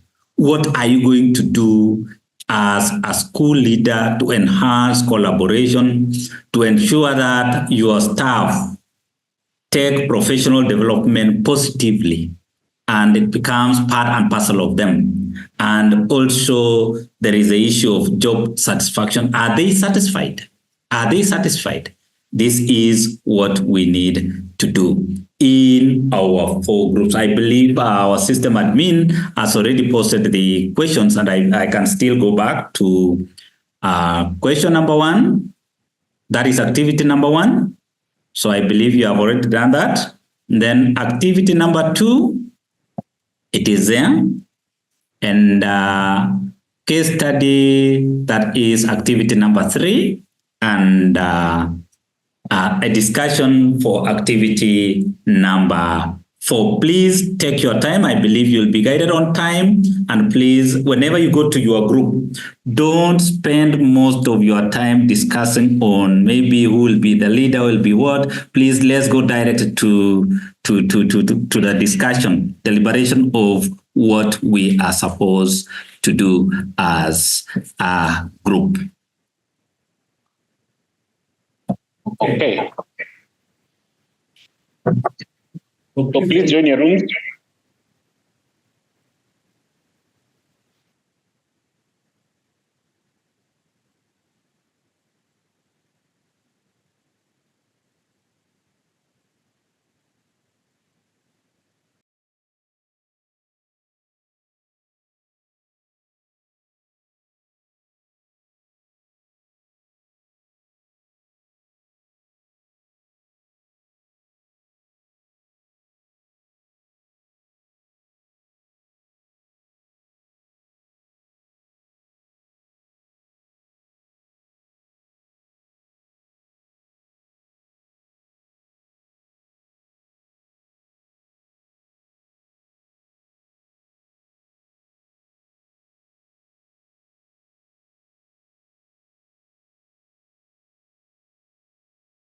Welcome back.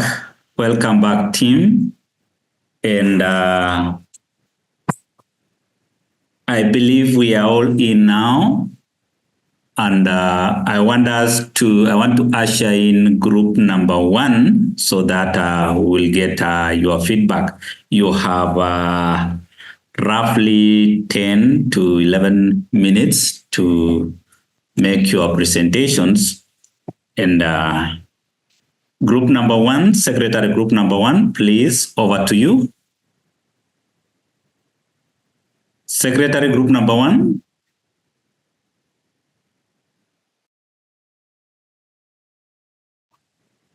Hello, this is Yaro,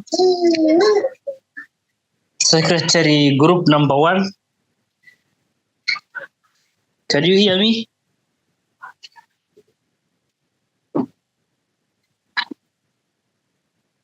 I'm presenting Group number 1's group discussion.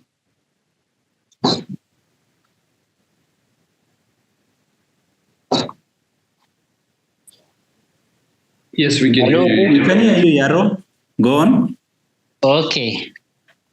The first challenge is that there is a challenge with the understanding of the new curriculum. Parents, most of them have got a lot of misconception about the CBC, and as they discuss at home that this is not a good thing to study, the child will turn away from accepting the CBC, and finally he or she may drop from the school. Challenge number 2 is that based on the number of learning areas the child has been doing in the lower grades, it happens that they will be doing more subjects, and adjusting to that now brings a problem. It's kind of a challenge to the learners. Another factor is teacher shortage. Schools in our region, Garissa County, those schools in the far-flung areas around the border, you found some schools have got very few teachers. Like the whole of JSS is manned by 1 teacher. And then that now becomes a model school, and the children will see it as they are just wasting their time because there are not enough teachers. And this one has been necessitated by maybe the insecurity level of the region. So teacher availability is a factor which affects the well-being of the learner and which contributes to the transition of learners to junior school. Another factor is adjustment to school demands. As in terms of routine, there are those learners who will suffer from what we call maladjustment. They are not able to adjust to classroom demands, the general school rules, and that one affects them not to feel good or stay in school. Another factor is inadequate of physical facilities or resources. A school with all the facilities and a school with maybe limited facilities, there is a very big difference. And we are all working towards making the school a child-friendly center. And one of the factors is that for the school to be child-friendly, the environment must be taken care of. There should be enough water, all the resources, element of equity and equality must be there. So these aspects of physical facilities and resources affects the well-being of the learner. So if we have them all, then that means the learners are motivated. If the resources are limited, then it affects the learners negatively. The other point is that school leadership or school governance, if the leadership is not effective, is not doing what is supposed to be done, there is a gap, maybe the working modalities of the head teacher and the BOM and the parent association, if we have a disconnect in terms of school leadership, then that will affect the well-being of all the stakeholders in the school, and the child being at the center. Those are the few points we have raised. And I've come to the end of the discussion. Thank you. Thank you, Mohammed Yaro, for giving us the highlights of what group number 1 actually discussed, and we are so grateful. And there is something that I've actually picked that is very, very common, and especially in the region that we are now discussing in. And one of the challenge is the insecurity, and this one is something that is actually affecting most of our learners, and I know. And another one that maybe we can actually bring on board is the practices, the cultural practices, because of nomadism. And you'll find that when the parents actually migrate, then you'll find that the children will also lose on, they will actually follow their parents, and they lose on their school program. Thank you. Because of time, let us appreciate group number 1. Let us appreciate group number 1. If there is any other point that and then I will actually add on what we have on the chat box. Because of the interest of time, let us move on to group number 2. And I've been informed that by 12:30, this team is supposed to be leaving. Most of us are supposed to be leaving for prayers. I know Musa is on my actually, so thank you so much. Can we appreciate them? Can we appreciate them as we usher in group number 2? Group number 2. Over to you.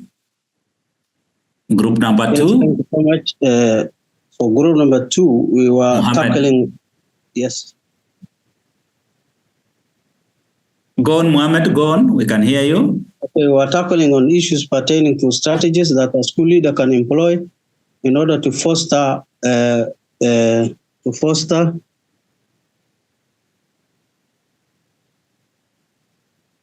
school leader can employ to effectively foster a supportive psychosocial environment, enhancing the well-being and successful transition of learners in junior schools. We came up with some few points. One among them is first, we need to identify the challenges and the challenges on psychosocial issues and the needs that need to be addressed on psychosocial support programs.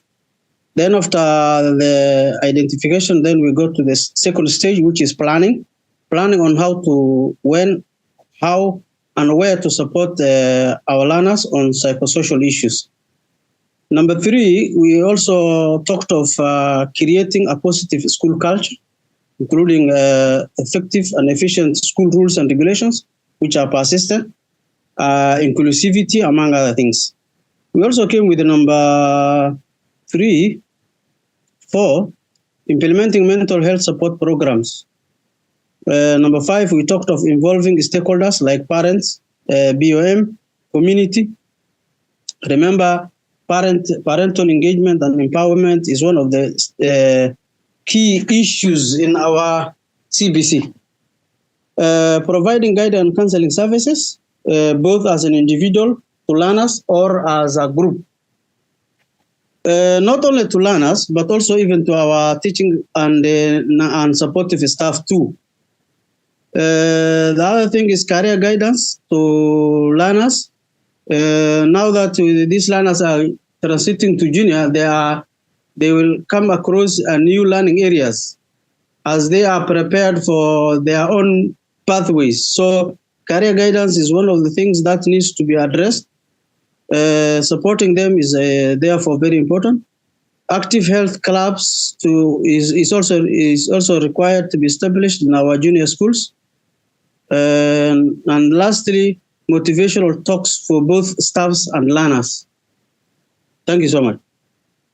Thank you so much, Mohammed, for giving us the highlights of what group number 2 actually discussed on identifying the strategies that school leaders can employ to effectively foster a supportive psychosocial environment that will enhance the well-being of and successful transition of learners in junior school. And you have talked of something that is actually very strong on career guidance and counseling. And because you see the skills that we are giving to these learners, we need to nurture them. But if we are nurturing them, and we as even staff, and you actually talked about that, even as we are talking about career guidance, then let us also invest in ensuring that the teaching staff, the non-teaching staff, that is actually mainly the teaching staff, are equipped so that they can also handle the learners positively when it comes to career guidance. And because of time, I want us to move on to group number 3. Group number 3, you have your 10 minutes, unless you'll actually donate maybe 2 minutes to us. Over to you, Secretary, group number 3. Meanwhile, let us appreciate the work that was actually done by group number 2. Thank you. Group number 3. Good morning, everyone. Once again, good afternoon. Good afternoon. Good afternoon. So, okay, for our group, we were tackling the question based on the case study of Sahara, whereby the question goes, Sahara, the new head of institution at Mazuri Junior School, discovers that the new school building is in poor condition, suffering from inadequate ventilation and insufficient toilet facilities. Additionally, there is a notable lack of consistent adherence to health protocols, including hand washing and sanitation practices among students and staff. So the question goes, what immediate steps can Sahara take to address the critical health and safety issues at Mazuri Junior School? On to our first point, we said the first thing that Sahara should do, first of all, is to identify the hazards. In this case, we have seen one of the hazards is the poor sanitation and also the insufficient toilet, the poor condition of the building at the school. We also looked at the other point, assess risks. So Sahara should be able to assess the risks around the school. Another point is creating a plan. Sahara needs to develop a health and safety plan whereby she is supposed to come up with some policies, procedures, and responsibilities for managing the risk. Also, Sahara needs to involve stakeholders. Stakeholders are like teachers, staff, students, and parents in order to develop, in order to partake the process of development to ensure buy-in and effectiveness. Sahara also needs to control the hazards. By controlling the hazards, I mean, she or he, whether Sahara, if Sahara is a she or a he, she or he needs to implement measures to control or eliminate the hazards. Sahara also needs to come up to provide appropriate personal protective equipment to staff and students where necessary. Sahara also needs to educate the staff, which is a very important point. She or he needs to train the staff members on health and safety procedures, including first aid, emergency response, and chemical handling. Sahara needs to instruct students, whereby she or he needs to educate the students about health and safety rules, such as the fire safety, emergency exits, and hygiene practices. Sahara also needs to stay informed, whereby she or he needs to stay up to date with local, state, and federal health and safety regulations. Sahara also needs to conduct audits, whereby she needs to do regular audits, the school's complaints and regulations to identify and address any deficiencies. Sahara needs to come up with healthy food, needs to promote a healthy school environment whereby food should be involved, and also physical activities, whereby she needs to promote physical activities through sports programs within the school. Mental health also it's one of the most important things that Sahara needs to look up to when it comes to supporting the students' mental health and also the staff's mental health by providing counseling services and promoting positive school culture. Sahara also needs to investigate accidents and incidents whereby she needs to do a thorough investigation, investigating all the accidents and the incidents promptly to determine the cause and prevent future occurrences. Sahara also needs to implement corrective actions, whereby she needs to take corrective actions to address any underlying issues identified through investigations. Sahara also needs to monitor and evaluate. By the so doing, she needs to do a regular review based on the health and safety plan to ensure its effectiveness. Sahara, on to my last point, Sahara needs to take a data analysis, whereby the analysis that she needs to analyze the data on accidents, injuries, and illnesses to identify trends and areas for improvement. So those were our points. Thank you so much for listening to me. Thank you so much, group number 3.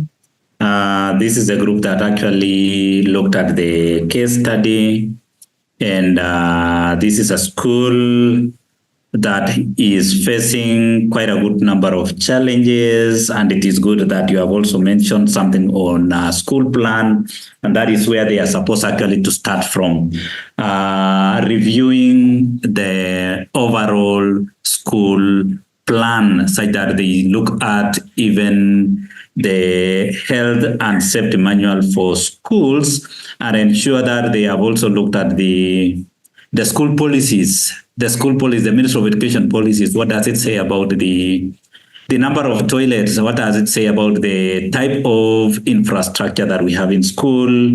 And therefore, they need to relook at the general school plan of their institution. And then eventually, they must also bring on board, which you have actually mentioned, and that is very positive, very strong, that they need to involve both the ranging from the learners, let them own the school environment, the staff, let them own, let us also bring on board the other stakeholders like the neighbors.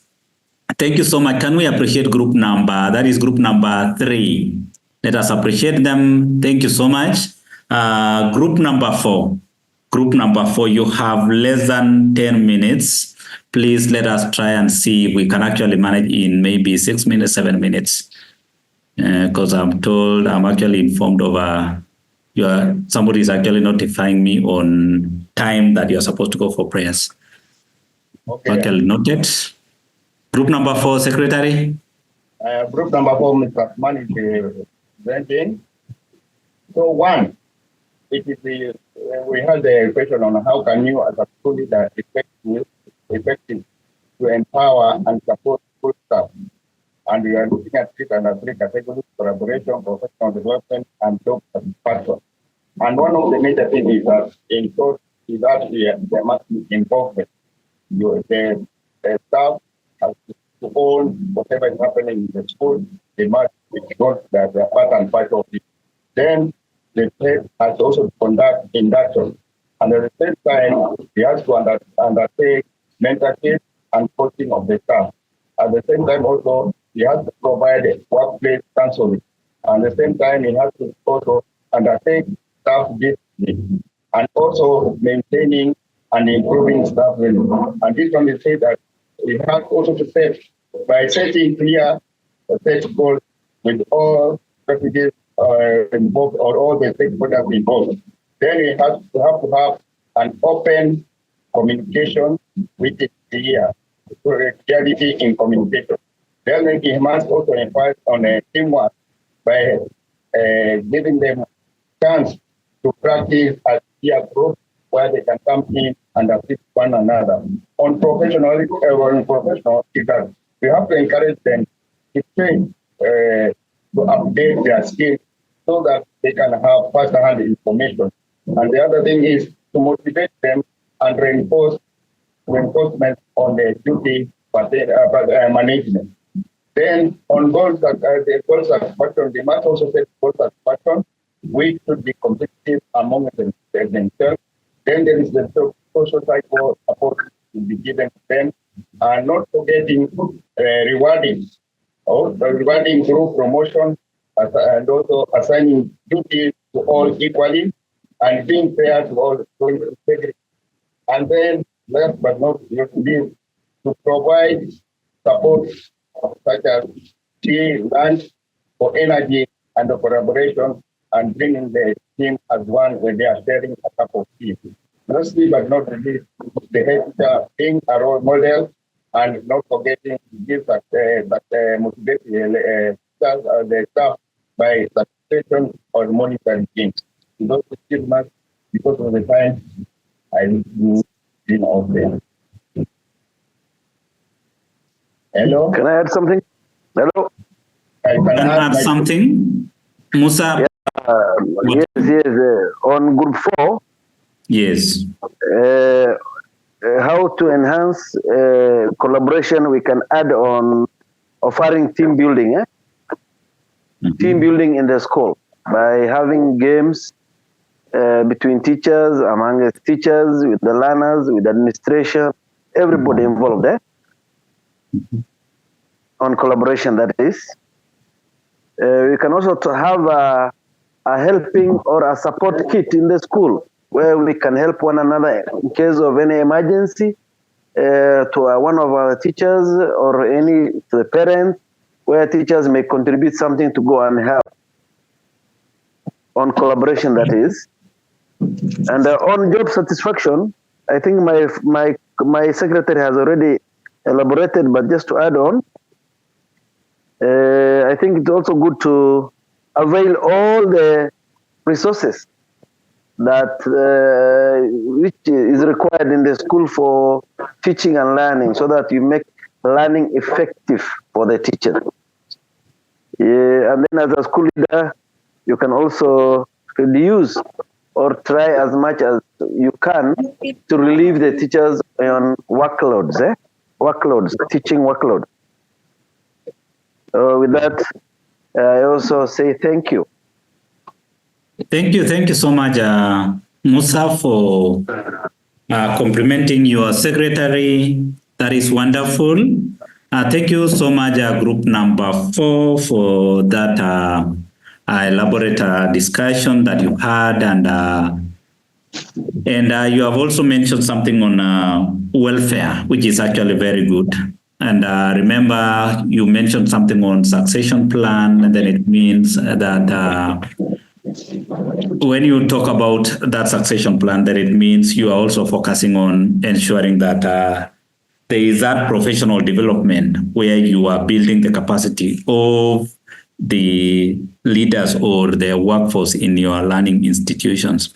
And above all, again, if we are actually talking of support of the teaching and the non-teaching staff, then issues to do with the school routine, the school rules, and ensuring that everybody knows or his role is also very important. Then very important again that I can actually add on top of that is having school culture, school routine that is actually very strong. Thank you so much. Can we appreciate group number 4? And I want us now to move on to the next area because of time. And I want us to look at, I'm reminded that you have less than 5 minutes. I want us to look at the review of the extended learning activity. That is, it's okay, thank you. Extended learning activity. Yes, where we are supposed to prepare a one-term psychosocial support plan for learners and staff in the school, indicating the role of the school leaders in the plan.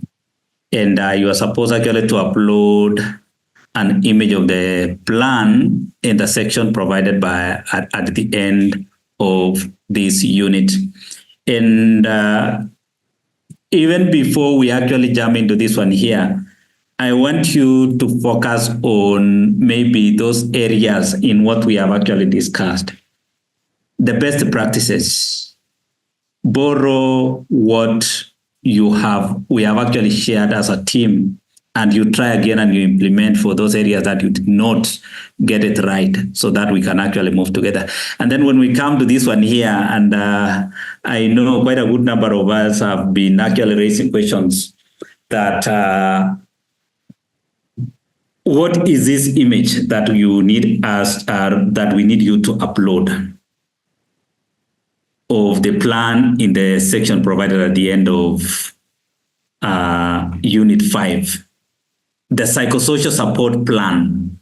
And I believe in your school, since we covered this area last time when we had the face-to-face session, for those of you who did not have the psychosocial support for their learners, then it was actually a wake-up call. It was actually something that informed you that it is very important area that we need to undertake in our learning institution. And as I started, I told you, as much as we want to ensure that we are giving these learners a quality education, there is no way you can think about quality education if we are not very keen on giving them this psychosocial support.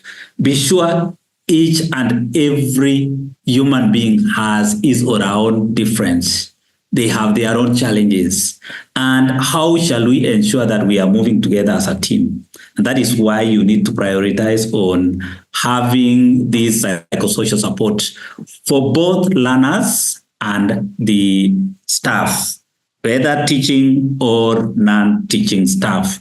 And I was actually going through some of the documents that you have actually uploaded, and I discovered that maybe we can try to see if we can come up with a common or give an example of a template or an example of a psychosocial support plan. And I want us to look at a template that we have here. Yes, a sample of psychosocial plan for 1 week. And remember, this should be actually a plan that should be going on, not only for 1 week in a term, but it should be something that is actually going on throughout the term, because we have quite a good number of the thematic areas that we are supposed to give support on. Like, for example, I have given an example of a 1 week support area that we can actually think about. Like, for example, where we have the thematic area or the topic that we want to look at is the self-awareness and emotional intelligence in our learning institutions. And what is the objective of this one here? The objective is to enhance self-understanding and emotional management. Remember, I have told you that we are all different. We are all different. And you may find some of the learners are very good. They are the team that we may be calling high achievers, but you'll find that there is something very small, very slight problem that may actually come their way, and you'll find that we will actually lose them. And one of the things that we have actually talked about is the learner to be aware of him or herself. And we have said that the objective of this one here is to enhance self-understanding and emotional management. And what are some of the activities that we are all going to do in this area here? We have, number one, as a teacher, you are introducing, or as a manager, introduce the topic to the learners, to the clients, and we are always talking of client number one. And for this case, if you are focusing on the learner, then the client number one there is the learner. But be sure we may be having even staff who have issues on emotional challenges. And that is why even in some institutions, you'll find that during break time, you may find a teacher who has been doing very well. And he starts to isolate himself. During break time, he goes to the middle of the field. And he just gets seated there. He doesn't want actually to talk with anybody. Those are some of the areas that we need to give support. Otherwise, if we don't give support, then the problem will actually impact negatively on the learners, because the learners will start fearing this stuff. And even some learners, you'll find that some of them may be actually very social, but all of a sudden they start actually keeping to themselves. And therefore, it means we may not have any meaningful learning that is going on in these institutions. Then train the learners on daily journaling. And what is this that we are calling the daily journaling? This could be the learners to identify their strengths. The learners also to identify the areas that maybe they need to understand themselves clearly. And that is what we have actually talked about. Then learners to identify and write down their journal, personal strengths and growth areas. This is the journey. What do they understand about themselves? What do they understand about themselves? And this is just an example of the psychosocial plan that we have given. But still, even before we get to this one here, I know there is something that you have actually gone through. There is something that you have actually posted to the LMS, and I want to hear what is this, or where did you find challenges when it came to development of this psychosocial plan for your learning institutions. And I have said that this journaling is that practice of regularly writing down your thoughts, maybe your feelings, your experiences, and the reflections. Where were you the other time? Where are you at this particular time? Where do you want to be in terms of socialization? How are you relating with the others? So that is just an example that I've actually given. Maybe if there is somebody who can give us maybe the experiences or what they may have actually uploaded, or where they feel they still need to be supported. So let's go to, you can actually unmute, and then you give us your experience. What did you upload, or where do you still need some support? Yes, you can unmute, and I know our system admin will give you, just raise up your hand and then you'll be. Yes, Dr. Choge, I just want to ask you. Yes, if, for example, you have not uploaded the correct way, is there any way or that you go back and again you rectify the mistakes maybe you have made? Exactly. That is why we are here. The reason for the review is to give you another chance also to make you see, now that you have actually you've had a clear understanding, then you can still go back and redo the work, and then you upload. Mr. Choge, allow me to ask. I have a question, sorry. Everybody is talking, just raise up your hand and then we just identify you, and then we give you Yeah. There's somebody who was talking there. Yes, James. James, unmute. Yes.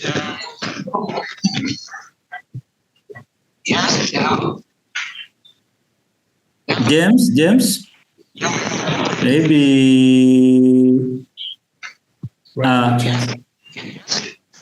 you can put on the chat meanwhile, but there's somebody here. Mohammed, unmute.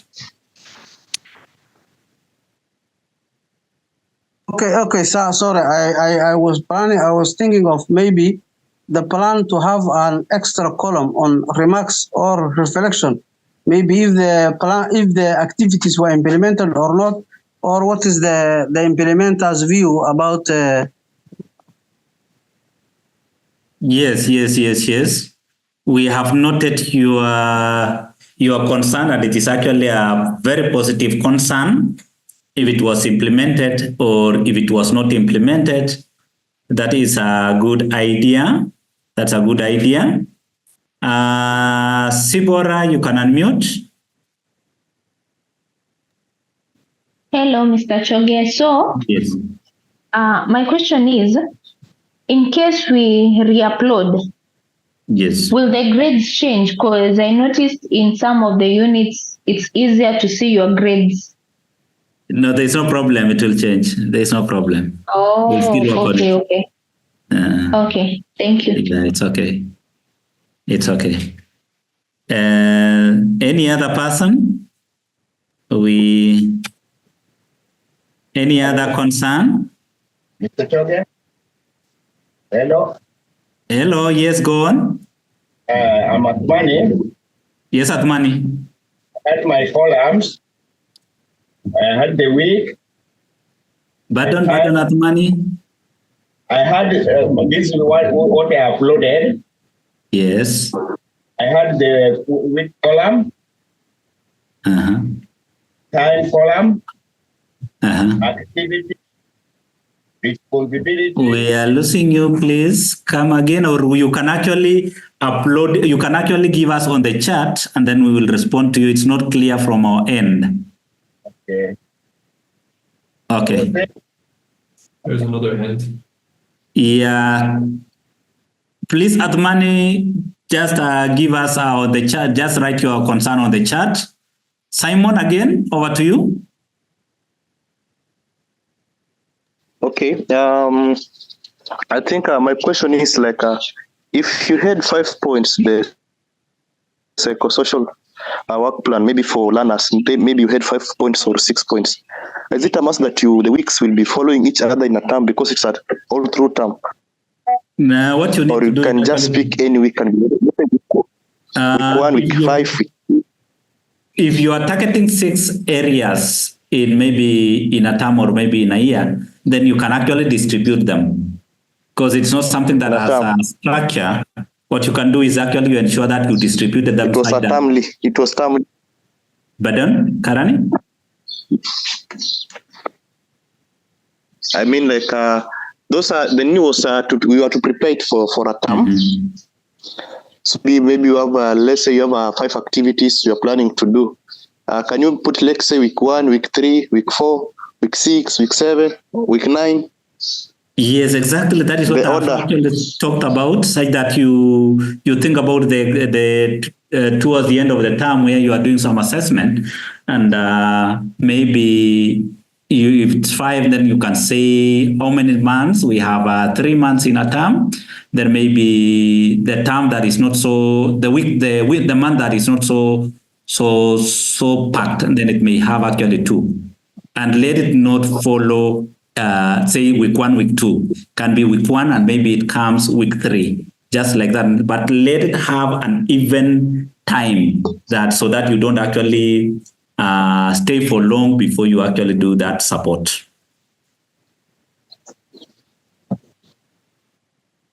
Yes, Noam has something to comment. Yes, I'm relaying the question from James. James has written in the chat.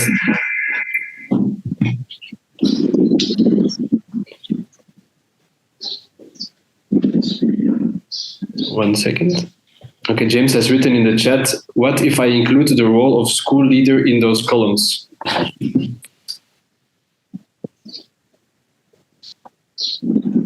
So the question from James is, what if I include the role of school leader in those columns? It's okay, it's in order. Yeah, that one is in order. It is in order. It is in order. See, we are giving everybody his role. Maybe the role of the school leader, there is a role maybe of maybe the HOD, and the role of the school, and the role of the learner. The target. Yeah, I think. Go on. Yeah, you can also include a column for the resources needed in case you will require resources. Go on, Paris. Yeah, have you heard what I've said? I've said when it comes to, you can create another column on the far end on resources required. In case you need some resources, like maybe you need some finances, or you need some room.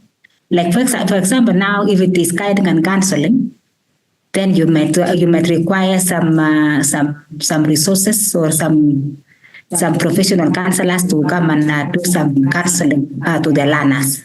So you can indicate that you are at liberty to make it juicy and make it more presentable and better.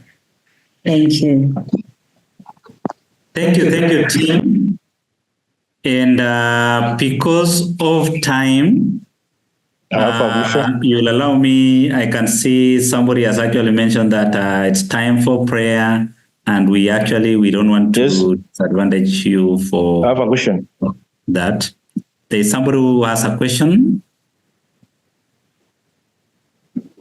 Go on, because we need to release those of us who are going for prayers. Over to you.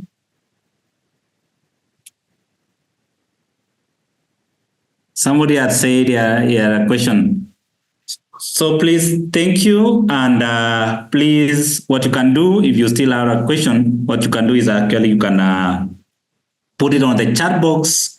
And again, you can still communicate to us direct. You can still use our WhatsApp wall to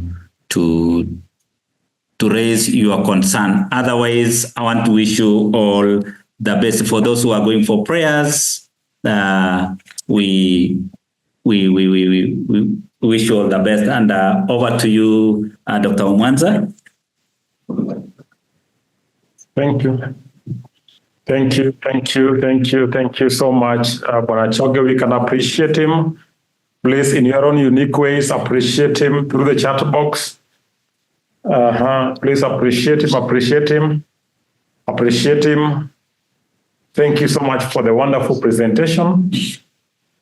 And at this juncture, we have done so well as a team.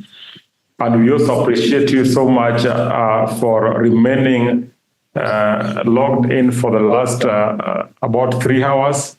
And we hope to see you tomorrow when we meet at around 30 minutes to 2. We are starting at 2. So please, the link of the meeting will open at 1:30.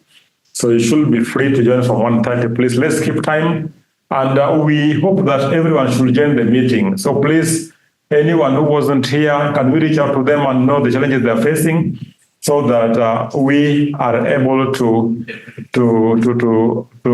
get to know why they're not here. So please, let's talk to them. Let them join the meeting for tomorrow.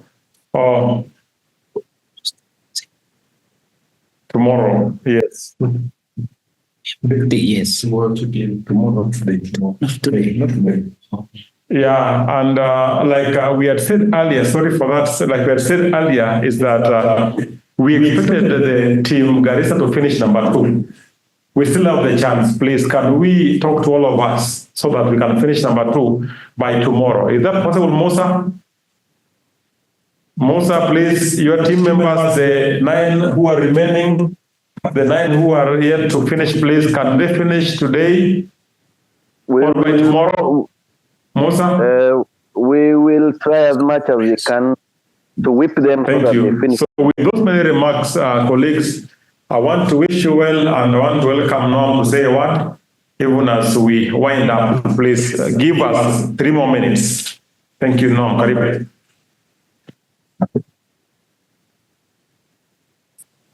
Okay, thank you, Dr. Manza.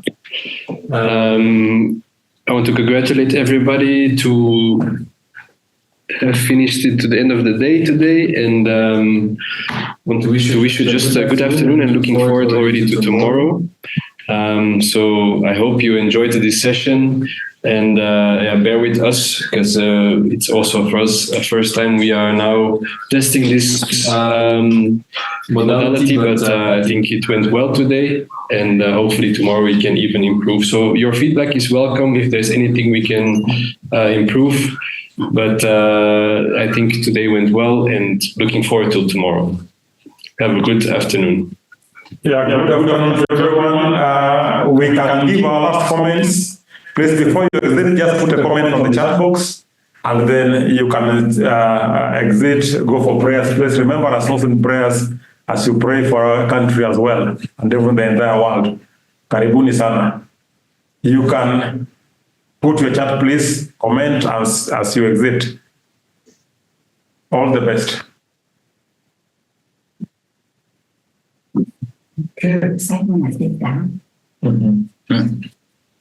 Logistic bundles. Your video is too long. Your video is too long.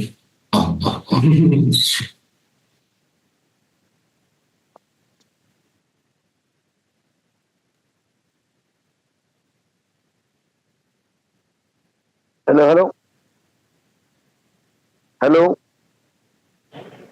Yes. Hello. Zipora.